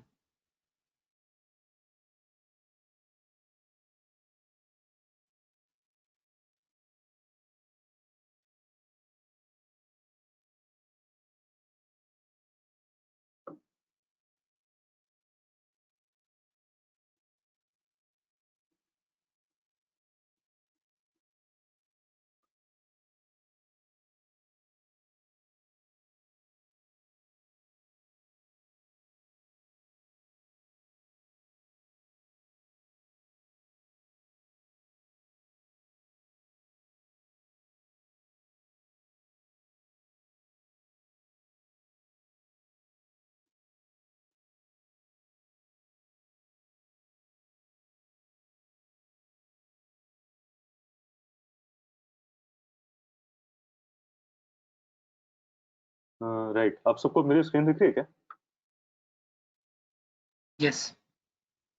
कूल। तो अब जैसे ये डीएनएस मैनेजमेंट है, डोमेन नेम सर्वर मैनेजमेंट है GoDaddy की साइट पे, and this this is specific for my bitsplease वाला। तो bitsplease.me का डीएनएस मैनेजमेंट कर रहा हूँ, और वहां पर मैंने अपना एक रिकॉर्ड्स बना रखे हैं। ये रिकॉर्ड्स अभी डिटेल में नहीं जाएंगे क्योंकि बहुत सारे काइंड ऑफ रिकॉर्ड्स हो सकते हैं, बट जो काम का है वो एक अपना नेम सर्वर जो GoDaddy को मिल रखा है। बाय डिफॉल्ट GoDaddy के 3 रिकॉर्ड्स हैं नीचे, and I think C name भी उसमें खुद दिया हुआ है, but this 116.203.134 is what we are looking at। ठीक है, तो this is like bitsplease जब भी हिट होगा तो ये वाला यहाँ से आप इसको वैल्यू को चेंज कर सकते हो, एंड एडिट वाला बटन दबाऊंगा तो शायद ही मुझे एडिट करने का ऑप्शन देगा। points to, ठीक है, यहाँ प्रॉपर लिखा है कि this domain name points to this IP address at the server। तो ये मेरा फोन नंबर हो गया। अब समझ में आया आपको? ओके, नहीं लेकिन मेरा क्वेश्चन ये था कि अगर मुझे चेंज या फिर मुझे सिलेक्ट करना है फर्स्ट टाइम, अगर मैं अपना कोई सर्वर परचेज कर रहा हूँ, तो मैं ये कैसे पता चलेगा कि ये वाला ऑलरेडी आईपी एड्रेस किसी को असाइन नहीं है? फॉर एग्जांपल जैसे आईपी कॉन्टैक्ट एड्रेस उस पे आपका कंट्रोल नहीं है। आईपी एड्रेस पे you can not choose your contact number. ठीक है, मोबाइल नंबर्स में भी देखो ऐसा होता है कि जब आप बाजार में परचेस करने जाते हो, एयरटेल की कोई सिम ले रहे हो या वोडाफोन की सिम ले रहे हो, तो उसमें अक्सर आपको अलाउ नहीं करता, वो बोलता है कि आपको यही वाला लेना पड़ेगा, यही नंबर हमारे पास अवेलेबल है। तो वही सेम काइंड ऑफ चीज यहाँ पे वो आपको ऑटो एलोकेट कर देगा। और आईपी एड्रेस का एक पर्टिकुलर काइंड लेकर भी इट्स इट्स नथिंग मतलब बेनिफिशियल। ठीक है, मैं बोल दूं कि नहीं नहीं मुझे तो 116 और लास्ट में मुझे 786 ही चाहिए, तो it's nothing useful for a common user, right? मैं बोल दूं कि this number is lucky for me and give me this IP address only, तो that is not every time beneficial, है ना? क्योंकि वो सिर्फ मेरे लिए है, बाकी सबके लिए नहीं है, वो सिर्फ विजिबल टू मी है। बट यहाँ पे एक ऑर्गेनाइजेशन है which has to manage multiple kinds of users, उसको बहुत सारे ऐसे फोन नंबर्स देने हैं और वो मैनेज नहीं कर सकता इन सब छोटी छोटी चीजों को, राइट? तो ये IP address you can not choose on your own. ठीक है, यू कैन रिक्वेस्ट कि मुझे इस टाइप का आईपी एड्रेस दो, अगर आप कंपनी के ओनर को जानते हो या फिर कंपनी के डेवलपर से किसी को जानते हो, you can contact them and you can ask them कि सपोर्ट पे कि मुझे इस टाइप का ही आईपी एड्रेस चाहिए, इसी रेंज का, so please allocate me this IP address if that makes some use to you, कोई उसका बिजनेस यूज है, you can request. But mostly in most of the cases what I have seen is that you can not do that. तो ये इसलिए हमारे पास ये होता है यहाँ पे bitsplease.me होता है, ये इसलिए लोग इसको यूज करते हैं, डोमेन नेम को इसलिए यूज करते हैं ताकि पीछे का फोन नंबर क्या है वो किसी को पता ना चले, याद रखने की जरूरत नहीं, राइट? ओके, एक और डाउट है इसमें जैसे आपने बताया था कि एक सेंट्रल ऑर्गेनाइजेशन है बहुत बड़ा जो कि सारा डोमेन नेम सर्वर को वो करता है, मैनेज करता है। उसने क्या कर रखा है, अपने नीचे कुछ डिस्ट्रीब्यूटर बना रखे हैं, जैसे फॉर एग्जांपल एक GoDaddy उसका एक डिस्ट्रीब्यूटर हो गया जो फर्दर किसी जैसे मैं एक क्लाइंट हूँ, मेरे को सीधा सर्विस प्रोवाइड कर देगा, मुझे सीधा ऑर्गेनाइजेशन के पास जाने की जरूरत नहीं है। तो उसने जैसे उसने फॉर एग्जांपल 5 डिस्ट्रीब्यूटर बना रखे हैं अपने, तो उसने कुछ आईपी रेंज उन सबको डिवाइड किया होगा ना कि आप इतने से इतने बीच में दे सकते हो। फॉर एग्जांपल अगर उसने नहीं किया होगा तो ऐसा हो सकता है कि एक टाइम पे या तो वो डायरेक्ट कांटेक्ट करेगा, जैसे मैं फॉर एग्जांपल मैं लेने जा रहा हूँ, उसी सिमिलर टाइम पे कोई दूसरा बंदा भी लेने जा रहा है, कोई मतलब समथिंग एक डोमेन नेम सर्वर ले लिया उसने और उन दोनों की रिक्वेस्ट एक साथ गई है, मतलब इसकी डिस्ट्रीब्यूटर 1 पे गई है, मेरी वाली डिस्ट्रीब्यूटर 2 पे गई है, तो वो क्या खुद उनके पास रेंज है वो वहां से दे देंगे या फिर वो सीधा कांटेक्ट करेंगे अपनी बड़े वाली ऑर्गेनाइजेशन को? आपने फिर से दोनों चीजों में थोड़ा सा कंफ्यूज हो गए। Domain name server provides you a domain name and a server provides you N IP address. ठीक है, तो GoDaddy से मैंने सर्वर नहीं परचेज किया है, GoDaddy से मैंने bitsplease.me परचेज किया है। ये जो नाम है यही मैंने उसे परचेज किया है। आईपी एड्रेस जो है वो मुझे ये दे रहा है। ये मुझे हेडसनर से मैंने खरीद रखा है, तो आईपी एड्रेस मुझे यहाँ से मिला हुआ, राइट। तो डोमेन नेम सर्वर जब हम बात कर रहे हैं तो GoDaddy शायद मैंने बंद कर दिया, एक सेकंड मैं इसको देखता हूँ। हाँ, ये रहा। तो जब मैंने बोला कि मुझे डोमेन नेम परचेस करना था तो उसके करस्पॉन्डिंग कोई आईपी एड्रेस नहीं था जब उसने वहां से परचेस किया होगा। It is a unique name in itself, right. Okay, but your question, आपका ये क्वेश्चन होता है कि जब मुझे आईपी एड्रेस एलोकेट हो रहा है तब आपने जो भी चीज बोली दैट इज वेरी वैलिड।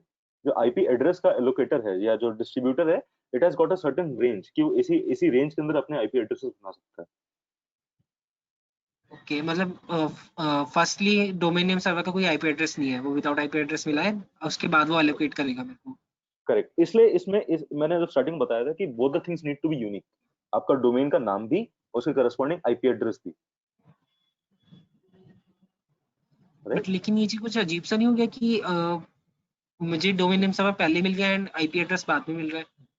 नहीं, बिल्कुल अजीब नहीं हुआ। चलो एक काम करते हैं, ठीक है। लेट से वापस से अपना GoDaddy पे चलते हैं। मैं एक से ना ऐसा स्ट्रिंग को लॉग आउट करने का मेरे को प्रॉब्लम होनी चाहिए। ठीक है, फाइंड योर परफेक्ट डोमेन। एक काम करते हैं, यहाँ पे लिखते हैं कुछ ABC 123 और QWE.com सर्च मारते हैं। This should be available. It is taken, कोई नहीं, अपना आगे कुछ 999 डाल देते हैं। ठीक है, दिस इज नाउ अवेलेबल। अब ये अवेलेबल है, इसको एक काम करते हैं, क्योंकि ये डोमेन नेम ऑलरेडी अवेलेबल है बट रजिस्टर्ड नहीं है टू एनी डोमेन नेम। अब इसको मैं यहाँ पे जाके हिट करता हूँ। ठीक है, तो ये क्या बोला इसने, we can not connect to the server at, क्योंकि इसका डोमेन नेम तो अवेलेबल है बट उसके पीछे कोई आईपी एड्रेस नहीं है। तो इस टाइप का आपको एरर मिलेगा। तो व्हाट यू थिंक कि ये थोड़ा सा अजीब हो गया? यस, एक्चुअल में ये अजीब है, उसकी वजह से हमें ये एरर दिख रही है। डोमेन नेम तो है बट उसके पीछे कोई आईपी एड्रेस नहीं है, ओके, राइट। तो वो जो आपको लग रहा है कि थोड़ा सा अजीब हो गया, एक्चुअल में बस उसी रीजन की वजह से हमें ये एरर दिख रही है। We are having trouble finding that site. Okay, means एक हाँ, डीएनएस को जब तक कोई आईपी एलोकेट नहीं होगा तब तक वो लॉगिन नहीं कर पाएगा उस पे। करेक्ट, मतलब उसका डीएनएस सच मैनेजमेंट जब हम करते हैं, हाँ, जब तक हम उसका डीएनएस मैनेजमेंट नहीं करेंगे, जैसा भी मैंने यहाँ दिखाया था थोड़ी देर पहले, तब तक हम उसके करस्पॉन्डिंग खुद भी हम आईपी एड्रेस जब तक उसके पीछे नहीं होगा हम उसको एक्सेस नहीं कर पाएंगे। ओके,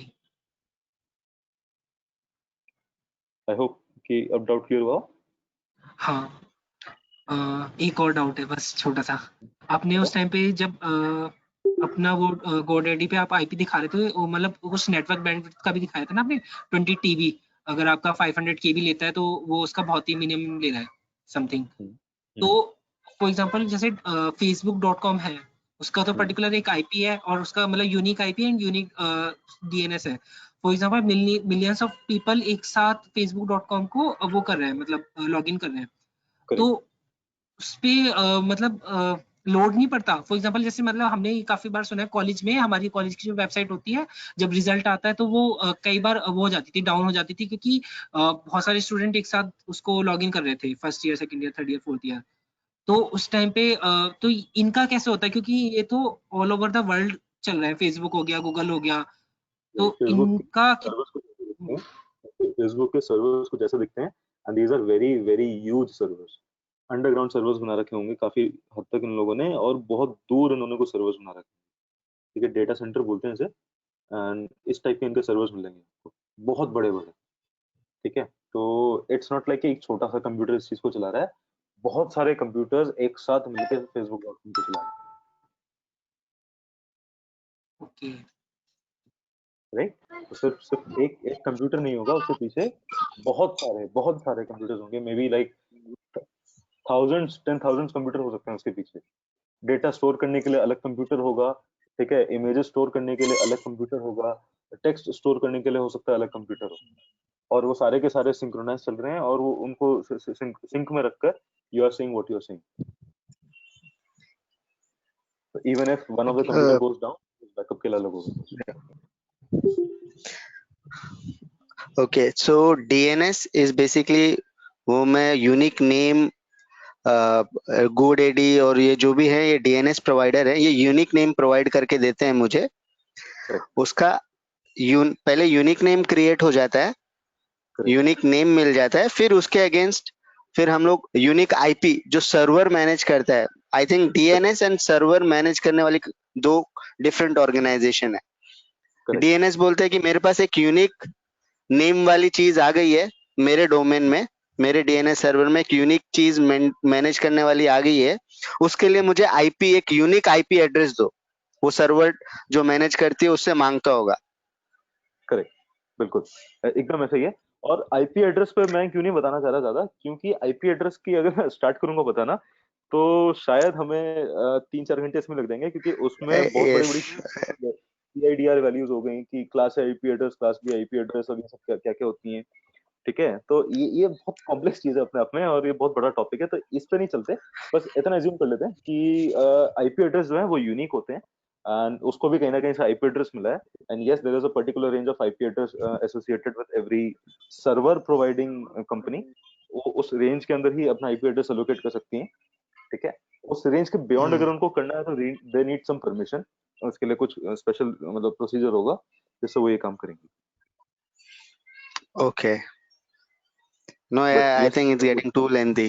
करेक्ट, या श्योर, इसलिए इस पे तो, बट इस मेरा आज का कुछ ज्यादा टॉपिक है भी नहीं, आई वांट कि आप डाइजेस्ट कर सको। मुझे पता है कि थोड़ा सा ज्यादा हो जाता है कभी कभी, मुझे पढ़ाने में बहुत मजा आता है actually, and but yes I should also take care कि दूसरी साइड पे आप लोग कैसे रिसीव कर रहे हो, ठीक है। तो ज्यादा नहीं सोचेंगे इस बारे में, इधर ही इसको एंड करते हैं इस टॉपिक को। अगर कोई डाउट है we can take the doubt, but मैं इससे ज्यादा कुछ इस पे एक्सप्लेन नहीं करूंगा अभी। Sure sure sure, thanks. Cool. But yes ये है कि आप लोगों को अब आई होप सबको क्लियर हो गया हो कि how does server and actual IP address, how do they connect, what is ये वाली जो फिगर थी, ये जो मैंने यहाँ बनाई है एक image, this is like this is the crux of all the procedure which is happening when you hit example.com. It gives you an IP address, then your browser hits that IP address via HTTP request, और उसका आपको एक response मिलता है, ठीक है। यहाँ पे डोमेन नेम सर्वर से उसके करस्पॉन्डिंग ये GoDaddy का डोमेन नेम सर्वर आ गया यहाँ पे, उसने बता दिया कि मेरे पास इस आईपी एड्रेस के लिए ये वाली सॉरी इस वेबसाइट के लिए या इस डोमेन नेम के लिए ये आईपी एड्रेस है मेरे पास, एंड इस आईपी एड्रेस को आप हिट कर सकते हो चाहो तो। वो फिर ब्राउजर उसको ऑब्वियसली हिट करेगा, क्योंकि उसका एम था इसको खोलना, और उसने यहाँ पे गया, ब्राउजर ने वेब सर्वर से देखा, उसके पास यहाँ पे कोई फाइल थी abc.html करके, attach.html करके, जो भी फाइल थी इसके पास, उसने उसको इसके रिस्पॉन्स में दे दी। ये बेसिक था, इसको जानना बहुत इंपॉर्टेंट था, एंड आने वाले टाइम में जब भी हम कुछ बना रहे होंगे तो this would be very useful, क्योंकि हम लोग अपना सर्वर पे एक आईपी एड्रेस खुद से लेंगे, एंड एक डोमेन नेम के बिना, क्योंकि डोमेन नेम परचेस करना पड़ता है, हम लोग बिना डोमेन नेम के भी काम कर सकते हैं फिर जब हम अपना सर्वर बना रहे होंगे। जैसे मेरी जो एपीआईज होती हैं, I try to create like something bitsplease.me/abc, ठीक है, तो वो एक एपीआई बनती है, बट इसमें bitsplease.me मैंने परचेज कर रखा है।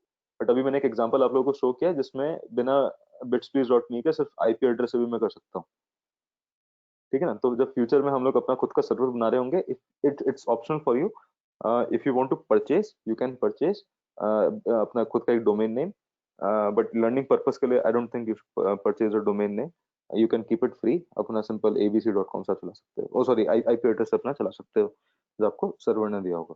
और ये आईपी एड्रेस आपको फ्री में मिल सकता है, मैं बताऊंगा कहाँ से। ठीक है, AWS के कुछ रिसोर्सेज हैं या फिर गूगल के कुछ रिसोर्सेज हैं जहाँ से आप अपना फ्री का आईपी एड्रेस भी ले सकते हो, तो आपका जो सर्वर है वो भी आपको फ्री मिल जाएगा। Sound good?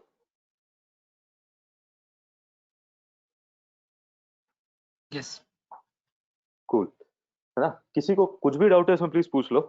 मैं आज की क्लास आगे नहीं बढ़ा रहा। कल हम लोग MySQL डेटाबेस पे देखेंगे, वही 000 वेब होस्ट पे ही। ये क्या होता है इसके बारे में कोई पहले से अगर पढ़ के आए तो इट वुड बी बेनिफिशियल। मैं टॉपिक्स दिखा देता हूँ क्या क्या करने वाले हैं हम कल। MySQL का डेटाबेस होगा, CRUD ऑपरेशंस होंगे, क्रिएट रीड अपडेट डिलीट बोलते हैं, इसकी शॉर्ट फॉर्म है CRUD। फिर उसके करस्पॉन्डिंग डेटाबेस चेक करेंगे हम, कुछ क्वेरी चला के सिंपल सिंपल सी। काफी लोग फेमिलियर होंगे इन सब चीजों से। ठीक है, how to connect to a database, MySQL के अंदर you will use that database, show tables. ये अभी नहीं पढ़ रहे, ये बस कल के लिए मैं बस दिखा रहा हूँ कि आज हम कहाँ पे एंड कर रहे हैं और कल हम क्या करने वाले हैं, राइट।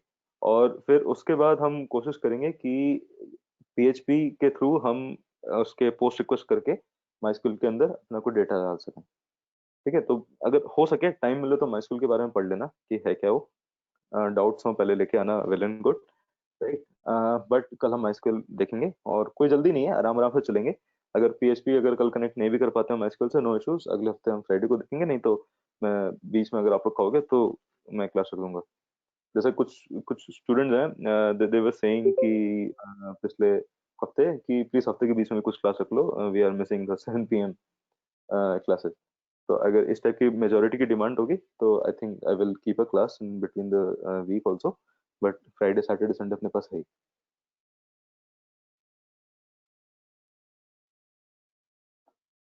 हाँ, मुझे एक चीज पूछना था, हम्म। आपने MySQL ही क्यों चूज किया, मतलब डेटाबेस के लिए? MySQL, इसका कोई रीजन है मैं, या फिर ऐसे ही? हाँ, हाँ, इसका रीजन है, जो 000 वेब होस्ट पे जब हम फ्री का हमने अपना अकाउंट बना रखा है, वो सिर्फ MySQL सपोर्ट करता है ना, फ्री वर्जन। ओके, मतलब अदर SQL नहीं देता हूँ, मतलब यूज नहीं करता। कुछ कुछ और अलाउ नहीं करता, पोस्टग्रेस, MongoDB, कैसेंड्रा, ये सब कुछ भी अलाउ नहीं करता। ओके। ठीक है, बट जब हम अपना खुद का एक प्रॉपर डेडिकेटेड सर्वर लेंगे कहीं से, ठीक है, not dedicated but yes, server which we can configure to a larger extent, ठीक है, वो भी फ्री होगा। तो वो भी करके देखेंगे एंड वहां से हम कोशिश करेंगे कि MySQL से हटकर कुछ और MongoDB टाइप का डेटाबेस या Postgres टाइप का डेटाबेस यूज करेंगे। ठीक है, जैसे पाइथन है, ठीक। पाइथन का साथ Django है, तो Django के साथ most suitable database is what, Postgres SQL। नाम पे सुन लो बस, बाद में देखेंगे कि Postgres क्या है। ठीक है, MongoDB भी आपके काम में आएगा पाइथन के साथ, but Postgres is what I would prefer if we have a structured data. If we have unstructured data, we can obviously use this thing, MongoDB. MongoDB, NoSQL, okay. Correct, no NoSQL data, correct. NoSQL की full form पता है आपको? No structured query language ही होता है, I guess. No इसमें होता है not only SQL, या note only SQL। Not only SQL। सो ऐसा लगता है कि नो SQL मतलब SQL नहीं है वो, सुनने में, बट होता हाँ, उल्टा उसका है। It is not only SQL, it is beyond that. ठीक है ना, तो बस कोई नहीं, इसमें कॉन्सेप्ट है छोटा सा, देखेंगे बाद में कि ऐसा क्यों होता है इसमें, राइट। ओके। और किसी को डाउट था स्टार्टिंग में कि हम इसमें डेटा स्ट्रक्चर एल्गोरिथम्स कहाँ कर रहे हैं, तो जब MongoDB खोल के देखेंगे ना एकदम, तो उसके अंदर मैं दिखाऊंगा कि कौन सा रेड ब्लैक ट्री है, कौन सा कैट ट्री है, उसमें मजा आएगा। तो एक्चुअली इम्प्लीमेंटेशन दिखेगा for the first time. I think आप लोग देखोगे कि how database actually stores a data in terms of a data structure, जो हम कॉलेजेस में स्कूल्स में पढ़ते हैं। ठीक है, कि red black tree, binary tree, ये सब जो चीजें होती हैं, इंडेक्सिंग कैसे होती है उसकी, वो सब देखेंगे। तो बेसिक्स है, उसको जानना बहुत इंपॉर्टेंट है क्योंकि वो एप्लीकेशन है उसका। आप मच बोल रहे हो, हाँ? नहीं, मैं समझा। जतन, आप क्या कहना चाह रहे हो?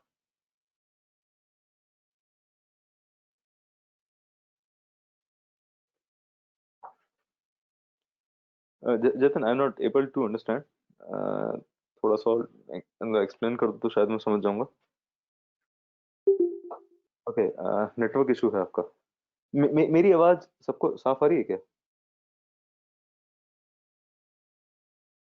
हाँ हाँ आ रही है। हाँ, तो Yes, yes. Jatin I think आपका इंटरनेट है। अच्छा, मच नहीं, वो कुछ है। ओके, के और एम ऊपर नीचे होता है ना, इसलिए शायद। Cool. सर लास्ट क्लास की पीपीटी सेंड हाँ कर दूंगा। मैंने कल पीपीटी इसलिए सेंड नहीं करी थी क्योंकि कल की क्लास और आज की क्लास कुछ कनेक्टेड थी, तो आई वांटेड कि दोनों चीजें पहले क्लियर हो। एंड एक छोटा सा मैं टास्क आप लोगों को छोड़ के जा रहा हूँ, जो आई वांट कि कल से पहले उसको कंप्लीट कर लेना।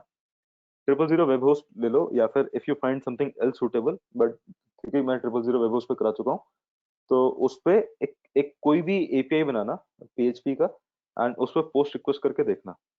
ठीक है, पोस्टमैन के थ्रू इंस्टॉल कर लेना पोस्टमैन। मैं बता दूंगा, पोस्टमैन जिससे इंस्टॉल नहीं हो पा रहा मुझे पिंग कर देना या ग्रुप में लिख देना। अगर बहुत सारे लोग एक साथ बोलेंगे कि हमसे पोस्टमैन इंस्टॉल नहीं हो रहा है, मैं बता दूंगा पोस्टमैन कैसे इंस्टॉल करना है। बहुत बहुत ज्यादा इजी है। गूगल सर्च मारना पोस्टमैन डाउनलोड, और डाउनलोड लिंक दे देगा, डबल क्लिक करना, पोस्टमैन इंस्टॉलेशन होती है। बहुत बहुत ज्यादा सिंपल है। उसको इंस्टॉल करना, 000 वेब होस्ट या फिर कहीं और पे एक कोई अपनी एपीआई बनाना पीएचपी के अंदर। मैंने लिंक शेयर कर दिया कल की क्लास का ग्रुप पे, रेफरेंस चाहिए तो वहां से ले लेना। बट ये सब लोग काम प्लीज करके रखेंगे, एंड सब लोग मुझे अपनी अपनी एपीआई का लिंक सेंड करेंगे ग्रुप पे। ठीक है, अदरवाइज मैं रैंडमली किसी से भी कल की क्लास में मैं पूछ लूंगा कि आपका ग्रुप का आपका एपीआई का लिंक कहाँ है। एंड प्लीज, अभी 26 लोग हैं, मेरे पास स्नैपशॉट है कि कौन कौन अभी क्लास में प्रेजेंट है। At least you should be there, your link should be there. Actually मैंने ट्राई किया था, उसमें वो ना बार बार लॉग आउट कर देता है जैसे उसमें हाँ कुछ बार करने जाते हैं लॉगिन करके। तो हाँ। इसका कोई मतलब आप कभी मतलब आपको मतलब आप जैसे ज्यादातर यूज करते हो, आपको कुछ पता है कि किस टाइम पे ये अच्छे से चलता हो, मतलब टाइमिंग पूरे डे में? डे में ऐसा तो I can't say anything, but Chrome के साथ ये बेटर चलता है। मोजिला से बेटर क्रोम पे चलता है, इतना मुझे पता माइक्रोसॉफ्ट एज में सही से नहीं चलेगा?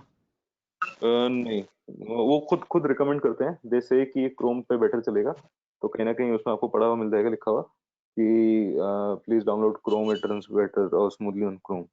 You can try with Chrome, but अगर कोई दिक्कत आती है तो जस्ट लेट मी नो, मैं हेल्प कर दूंगा। ओके। एक चीज और कि अभी तो आप जैसे आगे नहीं बता रहे हो, मतलब अब नहीं हम्म, करा रहे हो ना? अभी नहीं, कुछ तो नहीं करा था। हाँ, तो कल हमने पोस्टमैन में बहुत सारे गेट पोस्ट के अलावा भी बहुत सारे होते हैं ना, जैसे हेड होता है, पुट होता है। तो अगर आप तो एक वन लाइन एक एग्जांपल के साथ उसको एक्सप्लेन कर दोगे तो मैं अच्छा होगा। एक्सप्लेन कर मतलब वैसे सकता हूँ, पढ़ने बट को हम्म, मतलब बताओ। गूगल पे भी मैं सर्च कर सकता हूँ मतलब, बट लेकिन कोई एक्सप्लेन करता है तो ज्यादा बेटर समझ में आता है, तो इसलिए मैं उस कह पे रहा मैं था। जाने नहीं चाह रहा एक्चुअली। वो मतलब अभी एक तो क्लास के स्कोप से बाहर है, और हमारे साथ काफी सारे बिगनर्स भी हैं, है ना। तो वो पोस्ट गेट और पोस्ट पे ही हम रुकेंगे। बट मैं आपको चैट पे मैं दे सकता हूँ उसका रिसोर्स। क्लास में I don't want to tell you that, right. मैं नहीं चाहता कि बाकी लोग उस चीज को सुन के कंफ्यूज हो, क्योंकि ये बहुत मतलब फेमस क्वेश्चंस बन जाते हैं कि what is difference between put and patch. ठीक है, तो मैं अभी उसको ओके। एक लाइन में दोनों को एक्सप्लेन करूंगा, उसके बाद नेक्स्ट क्वेश्चन पक्का से ये आएगा, तो पुट और पैच में डिफरेंस क्या है। राइट, तो ओके। वो उसलिए मैं उतना डिटेल में नहीं जाना चाह रहा। बट यस, मैं आपको चैट में पक्का से दे दूंगा। आप मुझे एक बार रिमाइंड करा देना क्लास के बाद कि sir if you can explain me, या if you can explain me, I can surely. Okay, thank you. Cool.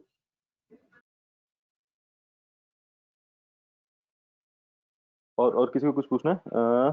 Sir एक बार बताओ कल के लिए क्या करना है। हाँ, दोबारा बता देता हूँ।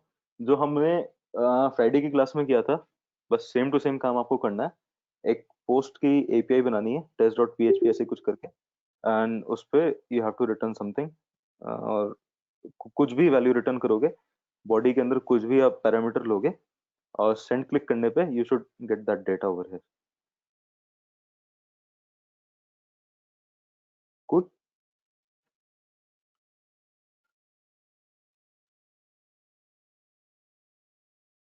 ये ना, मैं मतलब इट्स नॉट लाइक कि मैं कंपल्शन है या मैं पुश ही हो रहा हूँ इस चीज के लिए, थोड़ा सा ऐसा नहीं है। बट मैं इस चीज को बहुत ज्यादा रिकमेंड करूंगा, क्योंकि जब आप एक्चुअल में जैंगो पे अपनी खुद की एपीआई बनाओगे ना, अपने मोबाइल एप्लीकेशन से कनेक्ट करने के लिए, यू वुड फील कि आप लोगों ने ये पहले नहीं किया और अब किया है। ठीक है, तो बहुत बहुत फर्क पता चलेगा। अगर आपने पहले से कर रखा है उस चीज को, it would be like really familiar, you will be familiar to the postman इसका इंटरफेस से। दूसरा, you would be familiar to end point URL, ठीक है। तीसरा, यू वुड नो कि how to serve files over the internet. तो ये तीन बहुत बहुत ज्यादा बेनिफिशियल इसके मतलब वो हैं, तो बेनिफिट्स हैं बहुत बड़े वाले। तो यू शुड डू इट। मतलब ऐसा कुछ हार्ड एंड फास्ट रूल नहीं है कि इसको नहीं किया तो ऐसा हो जाएगा, ऐसा कुछ नहीं है। बट यस, आई रिकमेंड, क्योंकि इसमें आपका ही बेनिफिट है, राइट। ओके। मुझे आपसे एक चीज पूछना था, ये जो bitsplease.me आपने स्टार्ट किया है, ये आई गेस ये फर्स्ट बैच है ना आपका हमारे साथ का, ये ऑनलाइन नहीं, क्लास? मतलब हाँ, आपका बैच मतलब ऐसे 3 बैच हैं। एक में छोटे बच्चे भी हैं, वो अभी हमने उनको पढ़ाना स्टार्ट नहीं किया, but yes, you are the first batch जिनके साथ मैं पढ़ा रहा हूँ। और भी टीचर्स हैं, वो अपना अपना बैच देख रहे हैं, ओके। राइट। तो क्या कोई डेटाबेस के रिगार्डिंग मतलब हाई लेवल का कुछ है ऐसा समथिंग जो कौन आपकी सा क्लास में चल डेटाबेस? रहा कोर्स में? नहीं, कोई भी ऐसा कोई डेटाबेस, माइस्क्ल, पोस्टग्रे, मोंगो? नहीं, कोई स्पेशलाइज्ड कोर्स तो नहीं है। We wanted to keep it generic to development. But अभी हम आगे इसमें करेंगे ना, इसमें कुछ भी पोस्टग्रेस वगैरह कुछ यूज करेंगे, तो उसमें सब डेटाबेस प्रॉपर आएगा उसमें कि कैसे यूज करना है। Okay okay. मतलब कुछ भी हमने एक स्पेशलाइज्ड वो नहीं डाला। वो फर्स्ट क्लास अगर आपने अटेंड की करी हो तो हाँ हाँ, वो उसमें मैंने देखा था, सारा बेसिक बेसिक सबका है, मतलब टेस्टिंग का हाँ, भी पार्ट आ गया, डेवलपमेंट का भी, डेटाबेस भी आ गया उसमें। करेक्ट। तो उसमें बहुत बहुत बढ़िया आइडियोलॉजी थी जो मुझे लगती है, दैट वाज कि जर्नलाइज्ड स्पेशल। तो वही क्या? वाला मैं लेके चला हूं। I did not want you to focus on just one thing. I wanted कि you can focus on development at a large, ठीक है। तो ओके ऐसा नहीं है कि मैं ओके। इसमें मोबाइल एप्लीकेशन पढ़ा रहा हूँ तो आपको सब मोबाइल एप्लीकेशन ही आएगी। बट ट्रस्ट मी, जो मैं करा रहा हूँ उसके बाद 3 महीने बाद या 3.5 महीने बाद जितना भी इस कोर्स का ड्यूरेशन चलेगा, after that you will be confident enough to start anything new. भले ही गेम डेवलपमेंट हो, मैंने इसमें गेम डेवलपमेंट ना पढ़ा है, यू कैन, क्योंकि गेम डेवलपमेंट में भी एक फ्रंट एंड है, उसके पीछे एक बैक एंड है, and you would be able to connect that back end. आपको पता चल जाएगा कि बैक एंड काम कैसे कर रहा है, how to keep the data in sync. बस उसको करने का तरीका थोड़ा सा अलग हो सकता है गेम का, राइट, बट आइडिया वही है, front end back and, connect them, security, database, ठीक है। ये बेसिक बेसिक्स है हमारे डेवलपमेंट के, और उसी रीजन से कोर्स बनाया है। ओके। Cool. ठीक है, फिर अगर किसी के पास कोई डाउट नहीं है और तो एंड कर सकते हैं। You guys can drop off if you want to. मैं रुका हुआ हूँ 2-3 minute. If you have any doubts you can ask me after the class. अच्छा, ये रोशन, ये वो आप दिखा रहे थे हेड्सनर, जिससे आपने सर्वर परचेज किया था, और GoDaddy से, तो ये दोनों अलग अलग मतलब डिस्ट्रीब्यूटर होते हैं correct. To purchase the server and to purchase the domain name और द आईपी एड्रेस, राइट? दोनों अलग अलग होते हैं। तो मतलब वहाँ एक कोई डिस्ट्रीब्यूटर होता है जहाँ से हमने सर्वर लिया, और फिर वही सर्वर का आईपी जो हम लोग ले रहे हैं या डोमेन नेम, वो दूसरे को एक डिस्ट्रीब्यूटर प्रोवाइड करते हैं। Correct correct. अब मैंने GoDaddy से मैं सर्वर भी खरीद सकता था, बट वहां से मैंने सर्वर इसलिए नहीं खरीदा क्योंकि उसमें मुझे उतनी बैंडविड्थ नहीं मिल रही थी 20 टेराबाइट्स की। सिंपल रीजन था, है ना।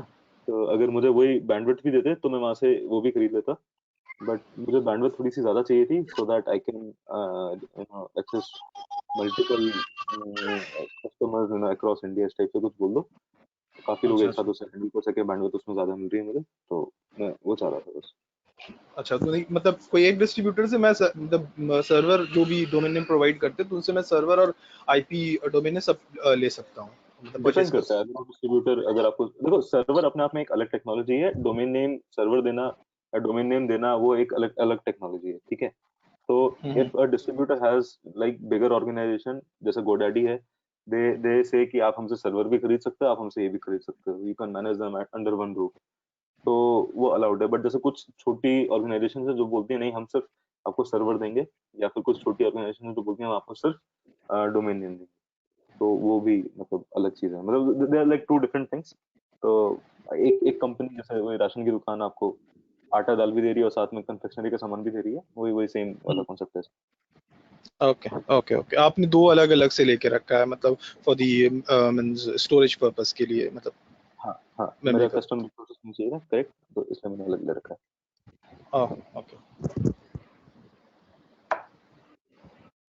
Sounds good? हाँ या किसी को कोई थैंक यू। Cool. सर एक बार मुझे अप टाइम और डाउन टाइम ये एक बार समझना था।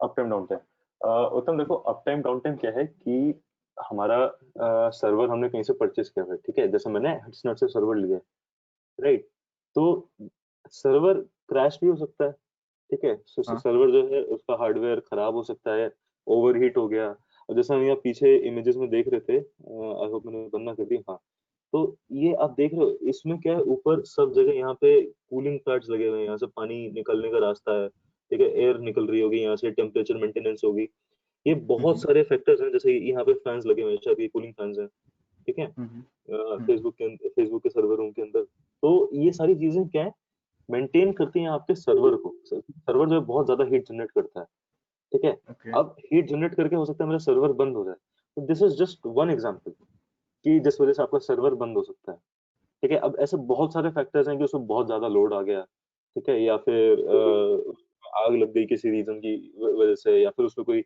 सिक्योरिटी का थ्रेट हो गया, जैसे ओएसआई मॉडल में जब पढ़ेंगे ना, तो उसमें first layer of OSI model is what, physical layer, physical layer में क्या होता है, वहां पे तार लगे होते हैं सर्वर के पीछे, तो वो एक्चुअल फिजिकल तार की बात करेंगे उसमें, कि कोई अगर इसमें आकर अनऑथराइज्ड बंदा इसमें आकर, उसने ये जो पीछे जो तार लगे हुए हैं, उसने ये तार ही काट दिए सारे, राइट, तो सर्वर बंद हो गया, तो उसको कितना सिक्योर बना रखा है सर्वर प्रोवाइडर ने, all these things matter in providing a up time for the server, कि सर्वर जो है मेरा इतने टाइम आपको मिलेगा ही मिलेगा, मैं गारंटी कर रहा हूँ इस चीज की, अगर वो नहीं देता then you can sue the company also, आपने इतना प्रॉमिस किया था, आपने बोला 99.99% हम आपको देंगे, 98% देंगे साल के अंदर, तो साल का 98% निकालो, जो 2% का बफर बचा हुआ है, उस 2% से ज्यादा अगर उनका सर्वर डाउन हुआ, you can sue the company if they have claimed over the website, उन कंपनी को you can take them to court and you can say कि इनकी वजह से मुझे बिजनेस में बहुत बड़ा लॉस हुआ है। ओके जैसे एक साइट है ISRTC करके, वो रात के टाइम डाउन चला जाता है। रेलवेज वाली, हाँ हाँ हाँ IRCTC गवर्नमेंट की साइट है, IRCTC राइट राइट, वही हाँ, हम अप टाइम डाउन टाइम की बात कर रहे हैं ना। करेक्ट, जब वो बोलते हैं सर्वर डाउन है, सर्वर नहीं चल रहा, ठीक है, तो वो सर्वर नहीं चल रहा मतलब इट्स डाउन टाइम, अभी सर्वर काम नहीं कर रहा है, वो डाउन टाइम पे है अपना। ओके ओके ठीक है, थैंक्स। ठीक है, कूल, और किसी को कोई डाउट है? एक्चुअली मैं इससे पहले गलत सोच के चल रहा था, मुझे लगा डाउन टाइम ये होता है, फॉर एग्जांपल जैसे मैंने कोई एसक्यूएल सर्वर डेटाबेस लिया और उसका कोई पर्टिकुलर टाइम पीरियड होता है, जैसे 6 मंथ्स का, कि इतने टाइम तक वो मैं उसको एक्सेस कर सकता हूँ, उसके बाद वो खुद ही अपने आप क्लोज हो जाएगा, मतलब उसका डाउन टाइम मतलब खत्म हो जाएगा, तो वो डाउन टाइम नहीं है। अगर मैनेजमेंट अगर सर्वर का मैनेजमेंट भी होता है, उसकी वजह से अगर वो सर्वर को डाउन कर देते हैं, तो उसको भी डाउन टाइम, उसको डाउन टाइम बोलते हैं ना यहाँ पे। करेक्ट, मतलब तो डाउन टाइम आपको उसको तभी क्या, आएगा जब आपका एक लाइसेंस पीरियड है and you are license to operate in this period, उस पीरियड के अंदर they are not providing you that resources, that time period is known as down time. 6 महीने का आपने उनसे लाइसेंस लिया कि मैं 6 महीने के अंदर आपका, सॉरी 6 महीने के लिए आपके लिए आपको पैसे दे रहा हूँ एंड 6 महीने के लिए आई यूज दिस रिसोर्स, उस 6 महीने के अंदर if they do not provide you that resources for a short duration of time, that short duration of time will be known as down time. Okay, but लेकिन अगर वो अपना कुछ सर्वर का क्लीन अप करना चाह रहे हो या फिर कुछ मैनेज करना चाहते हो, और अगर उनकी साइड से मेल आ जाता है कि हम संडे के दिन 2 से 3 बजे तक सर्वर को डाउन कर रहे हैं, तो वो भी डाउन टाइम ही कहलाएगा, क्योंकि उसके बाद वो अप कर देंगे, तो वो फिर से मैं उसको यूज कर सकता हूँ। डाउन टाइम होगा, वो भी डाउन टाइम वो भी होगा, वो भी डाउन, करेक्ट, ओके, वो भी एंड डाउन वो टाइम अप, होगा। बता। ओके, और एंड वो अप टाइम जो स्टार्ट होता है, मतलब फॉर एग्जांपल मुझे सर्वर मिला, तो वो अप टाइम काउंट होता रहता है ना, कि अब से मेरा चलता है, जैसे जितने टाइम के लिए आपके रिसोर्सेज अवेलेबल है ना, जितने टाइम हाँ आप उसको हाँ, यूज कर सकते हो, भले ही आप यूज ना कर रहे हो, जितने टाइम के लिए आप उसके रिसोर्सेज को यूज कर सकते हो, that time is known as up time. Okay, तो मतलब वो डिक्रीजिंग ऑर्डर में चलेगा, ना कि इंक्रीजिंग ऑर्डर में। डिक्रीजिंग ऑर्डर मतलब और मतलब सेट कर दिया कि ये मेरे 6 मंथ्स के लिए, तो वो कम करता जाएगा, कि अब 5 मंथ्स रह गया मेरा अप टाइम, अब मेरा 4 मंथ्स रह गया, उसको तो अप टाइम ऐसे कंज्यूम नहीं होता, ऐसे ऐसे मत सोचो कि अप टाइम मेरा डिक्रीजिंग इंक्रीजिंग में, अप टाइम को बस इतना इतना मतलब ऐसे लेके चलो कि हाँ ये बोल सकते हो कि अप टाइम 0 से बड़ा होता चलता है, ठीक है। 6 महीने के अंदर जितना भी मिनट जितना भी सेकंड उन्होंने आपको सर्विस प्रोवाइड करी, that will be added to the up time. Okay. I think it would be other way around. Yeah. क्योंकि फॉर एग्जाम्पल 6 मंथ का अगर मेरा लाइसेंस है और वो बोल रहे कि वी कैन, मैं जब भी यूज कर रहा हूँ जैसे कि 90% हम लोग आपको अप टाइम देंगे, यानी 90% आपको आप रिसोर्सेज यूज कर पाओगे। सो दे आर वहां पे वो कमिट कर रहे हैं कि 90% 6 मंथ में 10% का कुछ प्रॉब्लम होगा। This is like you have mention reasons, server maintenance, कुछ इंसिडेंट्स हो गए, उसकी वजह से सर्वर डाउन हो गया, तो वो मेंटेन ऐसा कर रहे हैं। और जैसे जैसे उससे ज्यादा हो जाएगा then you can raise a complaint, और थोड़ा सा ज्यादा बोल सकते हो क्योंकि they have already committed something like 90% हम आपको अप टाइम देंगे 6 मंथ में। This is what the resource capacity, और जो बाय कर रहे हैं हम लोग बेसिकली, हम लोग 90:10 बाय कर रहे हैं अभी। अगर वो बोलते हैं 99:10 बाय कर रहे हैं तो दिल चार्ज हायर ऐसा। तो वो I think is the other way. नहीं, इसमें थोड़ा सा भी मुझे लग रहा है कि कुछ कंफ्यूजन है अप टाइम डाउन टाइम में। Up time is like 90% minimum आपको देंगे, ठीक है। Okay. there's a lock-in period for 6 months.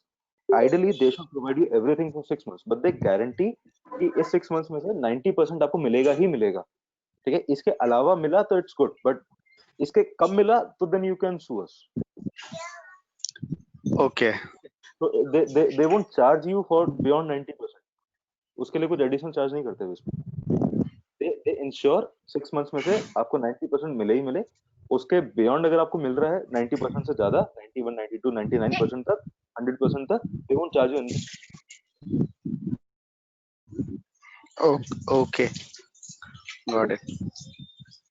ये प्रीपेड नहीं है, मतलब Yeah. ऐसा मैं समझूं Yeah. कि up time down time is something like prepaid, और या इसको पहले मैं पे कर चुका हूं तो मुझे 90% ही देंगे, ऐसा नहीं है। जस्ट कंसीडर इट एज कि it is like the servers guarantee कि आपको 90% टाइम या 100% टाइम्स 99% टाइम आपको हमारी सर्विसेज कम से कम मिलेंगी ही मिलेंगी। एक ठीक है, चीज बिकॉज और कोई तो ये बेसिकली अच्छे कंपनी का प्रॉमिस होता है कि हम लोग का इतने देर तक सर्वर अप रहेगा ही, और वो जो 10% वो लोग इस वजह से शायद करते भी हो तो to be on the safer side कि अगर कुछ ऐसा प्रॉब्लम आ गया तो हमारे कोई कस्टमर हमारे पे कोई स्ट्राइक वगैरह ना करे, बाकी वो लोग अपने तरफ से पूरा ट्राई करते हैं। Exactly. They try to provide you the best services, and based on some historical data, they are confident enough. They say कि based on history, based on statistics, we can provide you this much kind of uptime at least.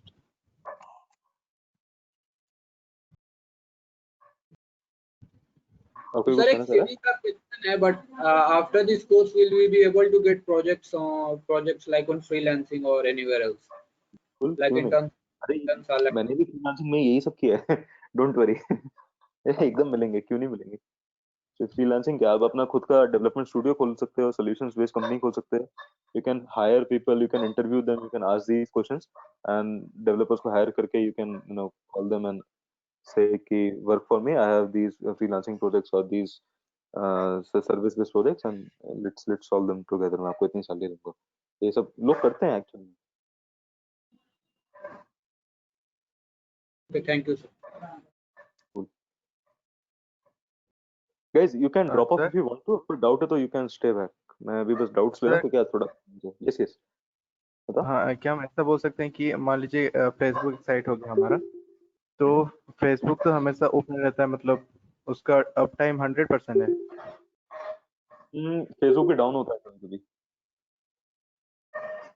ऐसा नहीं है। Okay, मतलब हाँ, कभी Facebook कभी जो तो है डाउन शायद होता है। अभी किसी एक ईयर में Facebook was down for like 2 minutes and it was in the newspapers. ऐसा था, कुछ हुआ था थोड़े थोड़े साल पहले शायद। I am not sure Facebook था, कोई कंपनी तो थी which was down for certain minutes of time. WhatsApp गया था I guess down. WhatsApp down गया था। हो सकता है, हाँ। ये तो व्हाट्सएप तो बहुत रिसेंट वाला है, बहुत ज्यादा रिसेंट है। व्हाट्सएप आउटेज हो गया था, बट किसी और बहुत फेमस सोशल नेटवर्क था, I don't exactly remember, but हाँ concept is same. if it goes down it becomes in newspaper कि फेसबुक के साथ कितने मार्केट के शेयर्स रिलेटेड है, कितने लोगों ने फेसबुक के शेयर्स ले रखे होंगे उनकी कंट्री में आउटसाइड भी, कि फेसबुक के शेयर्स परचेज कर लेते हैं। And if Facebook is not available, facebook.com is having a down time, तो लोग उस पर एड्स नहीं दिखा सकते। फेसबुक कमाता है कैसे? एड्स से कमाता है, राइट? तो तो ये तो इतने बड़े सर्वर से, मतलब इसका तो डाउन टाइम होता ही होगा, नहीं तो इसका मेंटेनेंस कैसे होता होगा? मतलब मेंटेनेंस के लिए इसका तो डाउन टाइम होता ही होगा। उसी चीज के लिए तो इनके पास इतने बड़े इंजीनियर्स हैं। लाइक फेसबुक जब हायर करता है, Amazon जब हायर करता है इंजीनियर्स को, उनका एम ही होता है like to provide zero down time. उनका एम है, उनको देखो किसी को कमिट नहीं करना है, राइट? क्योंकि उनका खुद का सॉफ्टवेयर है, खुद का सर्वर है। They do not have obligations to anybody except themselves and their shareholders, right?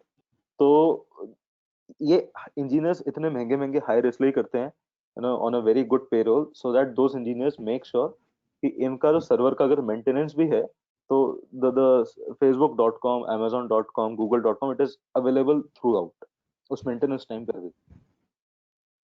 Okay okay, हाँ। हम जब मार्केट से कोई न्यू लैपटॉप या न्यू फोन लेके आते हैं, तो जब हम उसको रीस्टार्ट करते हैं, फोन को फर्स्ट टाइम स्टार्ट करते हैं, तो वो एक अप टाइम स्टार्ट कर देता है आई गेस। और उस टाइम से हम ये एक अप टाइम स्टार्ट करता है ना कि वो फॉर बताता एग्जांपल है कि आपका फोन कितनी देर के लिए मतलब अनेबल्ड था, है ना, स्विच ऑन है, ऐसा कुछ उसकी बात कर रहे हैं? जितने देर नहीं से नहीं नहीं, ऑन है। फिर अप टाइम फोन में क्या ऑन होता है, मैं नहीं समझा। फोन में जब कोई न्यू फोन लेके आते हैं हम, तो उसमें सेटिंग्स में कहीं पे जाके होता है ना कि मेरा जो फोन था वो कब से स्टार्ट हुआ है, कब से मैंने उसे चलाना स्टार्ट किया है, वो एक अप टाइम दिखाता है। वो टाइम मतलब उसको उसको इससे क्यों कंफ्यूज कर रहे हो? क्योंकि वो अगर फोन स्विच ऑफ भी हो गया, तो it doesn't have to tell it to anyone कि आपका फोन इतने टाइम के लिए switch off था। वो खराब हो गया, जाके सेंटर पर ठीक करा लो।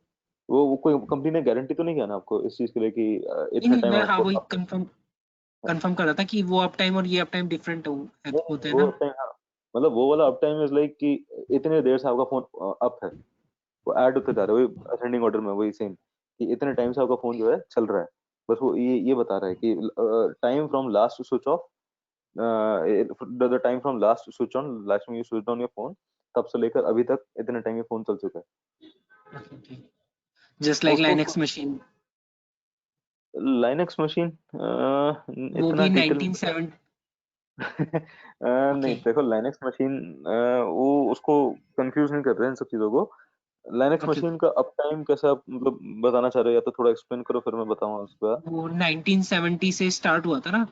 वो लाइनक्स मशीन जो है वो मिली सेकंड्स ऑफ एपॉक की बात कर रहे हैं आप, ठीक है? हाँ, फर्स्ट एपोक जनवरी हम जब उसका निकालते हैं टाइम स्टैम्प के बेस पे। करेक्ट, तो फर्स्ट जनवरी 1970 जो आप बात कर रहे हो, एट 1200 आवर्स या एट 000 आवर्स, या तो that is standard for calculating the milliseconds of epoch. तो जब भी मेरे पास इंटरनेट पर कहीं टाइम आता है, whenever the time is shared between resources over the internet, a very good practice is, a standard conventional practice is to send that time from that milliseconds of epoch. उसको कोई भी interpreter calculate करके बता सकता है कि अभी current का टाइम क्या हो रहा है।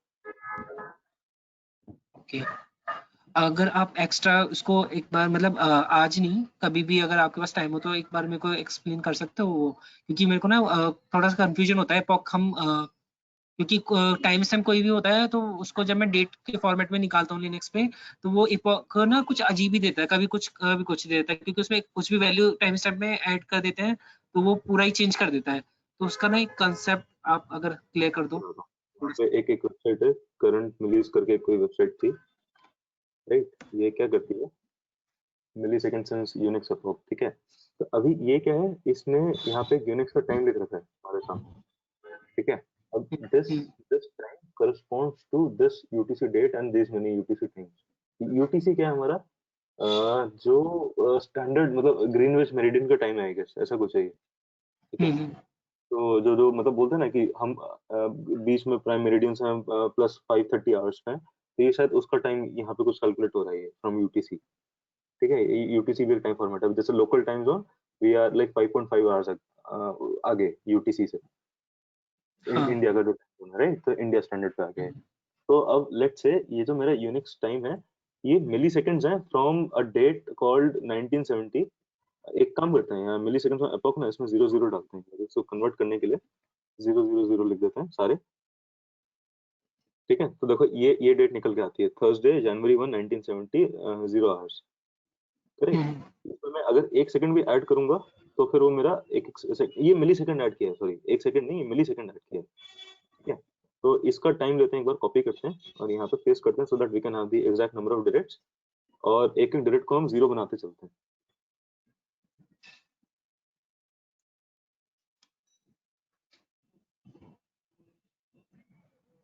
राइट, अब मेरे पास क्या है, ये लास्ट के 3 डिजिट्स हैं, ये मिली सेकंड्स की डिजिट्स हैं, और अगर मैं इसको चेंज करूंगा तो this will change my 1 second. ठीक है, इसको चेंज किया 2 सेकंड आ गया, 3 सेकंड आ गया, ऐसे करते हैं। ठीक है, अब मैं लास्ट के अगर एक चेंज करता हूँ सिर्फ ये वाली, तो this will correspond to this time. तो बस इतना सा ही कॉन्सेप्ट है इसका। जब हम इंटरनेट पे टाइम शेयर कर रहे हैं, राइट, इंटरनेट लेट्स से हम एपीआई पे कॉल किया और पूछा कि करंट टाइम क्या हो रहा है, ठीक है, तो टाइम बताने का एक तो तरीका ये हो गया 19 सितंबर 2020। अब बट मुझे इसके साथ कोई कैलकुलेशन करनी है तो मुझे पहले पता होना चाहिए कि 19 इस स्ट्रिंग के अंदर, इस वेरिएबल के अंदर द फर्स्ट 2 डिजिट्स डिनोट दी क्या आपका डेट, सेकंड वाला एसईपी डिनोट्स योर मंथ, लास्ट के 4 वाला इट डिनोट्स योर ईयर। ये फॉर्मेट पता होना चाहिए। तो एक उल्टा फॉर्मेट ही हम लिख सकते हैं, मैं डेट बाद में लिखूंगा, ईयर पहले लिख दूंगा, एमएमडीडी वाईवाई लिख दूंगा कुछ, तो ये बहुत कंफ्यूजन क्रिएट हो जाता है जब भी हम अपना मतलब एक एपीआई से दूसरे एपीआई पे अपना डेटा ट्रांसफर करते हैं। उसमें टाइम ट्रांसफर अगर हमने किया तो किसी भी फॉर्मेट में टाइम ट्रांसफर कर दिया, उस पर मैं कैलकुलेशन नहीं कर पाऊंगा unless I know the format, right. तो हम क्या करते हैं, उसका एक ऐसा लॉन्ग इंटीजर के टाइम में टाइप में हम उसको ट्रांसफर कर देते हैं उसको, and what happens based on this कि अब कैलकुलेशन करना बहुत ईजी है। मुझे पता है कि जो भी मेरे पास टाइम आया ये मिली सेकेंड्स में एपॉक है, तो अगर मेरे पास करंट मिली सेकेंड्स है और ये मिली सेकेंड्स में एपॉक है, I can take the difference, I can add them, इस टाइम से मैं कुछ सब्ट्रैक्ट कर सकता हूँ, कुछ ऐड कर सकता हूँ उसमें। ठीक है, जैसे ये बहुत इजी हो गया। जैसे 2001 9 सितंबर को 1:46 40 सेकंड पे I want to add like 10 seconds, तो what will I do to add 10 seconds? मैं लास्ट की ये जो 2 डिजिट्स हैं इसको यहाँ पे 1 कर दूंगा तो मेरे 10 सेकंड्स ऐड हो गए, 40 सेकंड की बजाय 50 हो गया। ऐसा सिंपल है। तो इसमें फॉर्मेट कुछ भी हो हमारा डेट का और टाइम का, तो वो इपॉक जब निकलता है तो वो सेम ही होगा सबके लिए, चाहे मेरा फॉर्मेट DDMMYY हो या कुछ और हो। अब देखो ना, जैसे अब इसने यहाँ पे क्या किया, ऊपर तो यहाँ पे 19 सितंबर 2020 लिख रखा है, बट यहाँ पे इसने संडे सितंबर ये अलग कर दिया, यहाँ पे फॉर्मेट बदल दिया ऊपर नीचे। ठीक है ना, बट मिली सेकंड्स, ये भी मिली सेकंड्स है, ये भी मिली सेकंड्स है। This corresponds to 2 different formats but tell the exact same information। तो बस ये शेयर करने का एक तरीका है कि if you want to share a date, share it in terms of milliseconds on epoch, and वो milliseconds on epoch पे you can do some calculations। और मैथमेटिकल कैलकुलेशंस, अगर आपको 2 दिन के बीच का टाइम निकालना है या फिर 2 घंटे के बीच का टाइम निकालना है, what you do, you calculate in terms of mathematics. So if you're calculating in terms of mathematics, then why do you send me the date in terms of this, जो human readable format में है? If I want to do, इसमें मैं add करना चाहता हूँ कि मुझे 2 दिन 3 घंटा ऐड कर दो, तो कैलकुलेट करने में थोड़ी सी दिक्कत होगी, मुझे बोलना पड़ेगा पहले 2 दिन मैं यहाँ ऐड करूंगा, फिर 21 सितंबर और रात के कुछ 3 बजे होंगे, राइट, वो थोड़ा सा मुझे दिक्कत होगी। अब बट इसमें क्या है, मुझे 2 दिन 3 घंटा ऐड करना है, बहुत 2 दिन 3 घंटे को उसमें से मिली सेकंड्स को निकाल लो कंप्यूटर का एक छोटा सा फंक्शन लिखकर प्रोग्राम का, और इसमें इस नंबर में ऐड कर दो।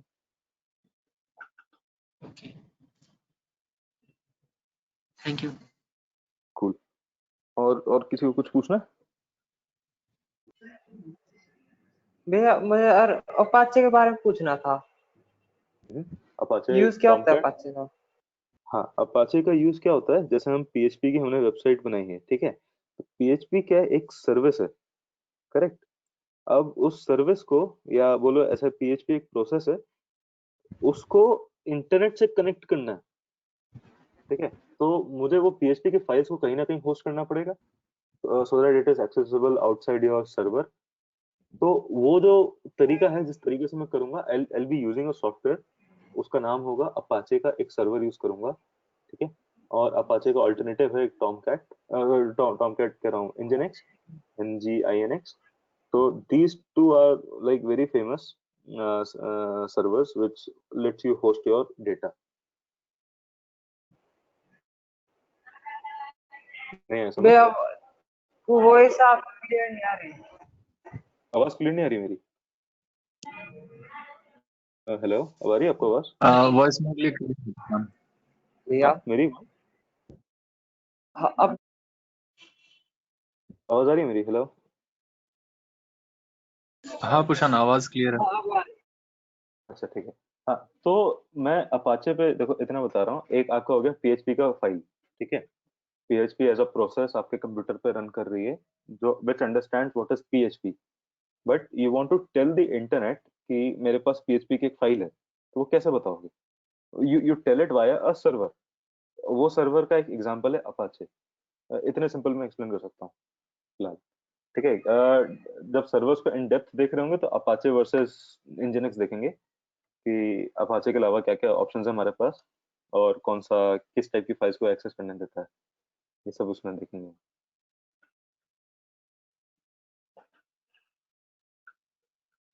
क्लियर है Chetan? Thank you, good night, good night, bye bye. Bye.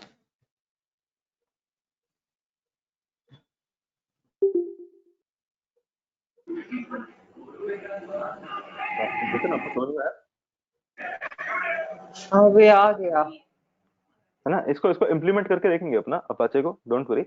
जब पीएचपी होस्ट कर रहे होंगे अपने सर्वर पे, तो वहाँ पे प्रॉपर अपाचे में बताऊंगा कि मतलब बहुत सारे कमांड्स होते हैं इसके, system CTL, start Apache, Apache CTL, बहुत बहुत सारे उसके कमांड्स हैं। मैं सब सब डिटेल में बताऊंगा कि कौन सा कमांड क्या करता है ना? कूल, चलो फिर मिलते हैं। अभिषेक आपको कोई डाउट है? नहीं। कूल, ठीक है, तो चलते हैं फिर, मिलते हैं कल। और जो टास्क दिए हैं उनको प्लीज देख लेना एक बार, सब लोग करके आएंगे। ठीक है भैया, ओके, गुड नाइट। ठीक है, thank you, bye thank you Pushan for the section. Good night, bye bye everyone. Bye bye Abhishek.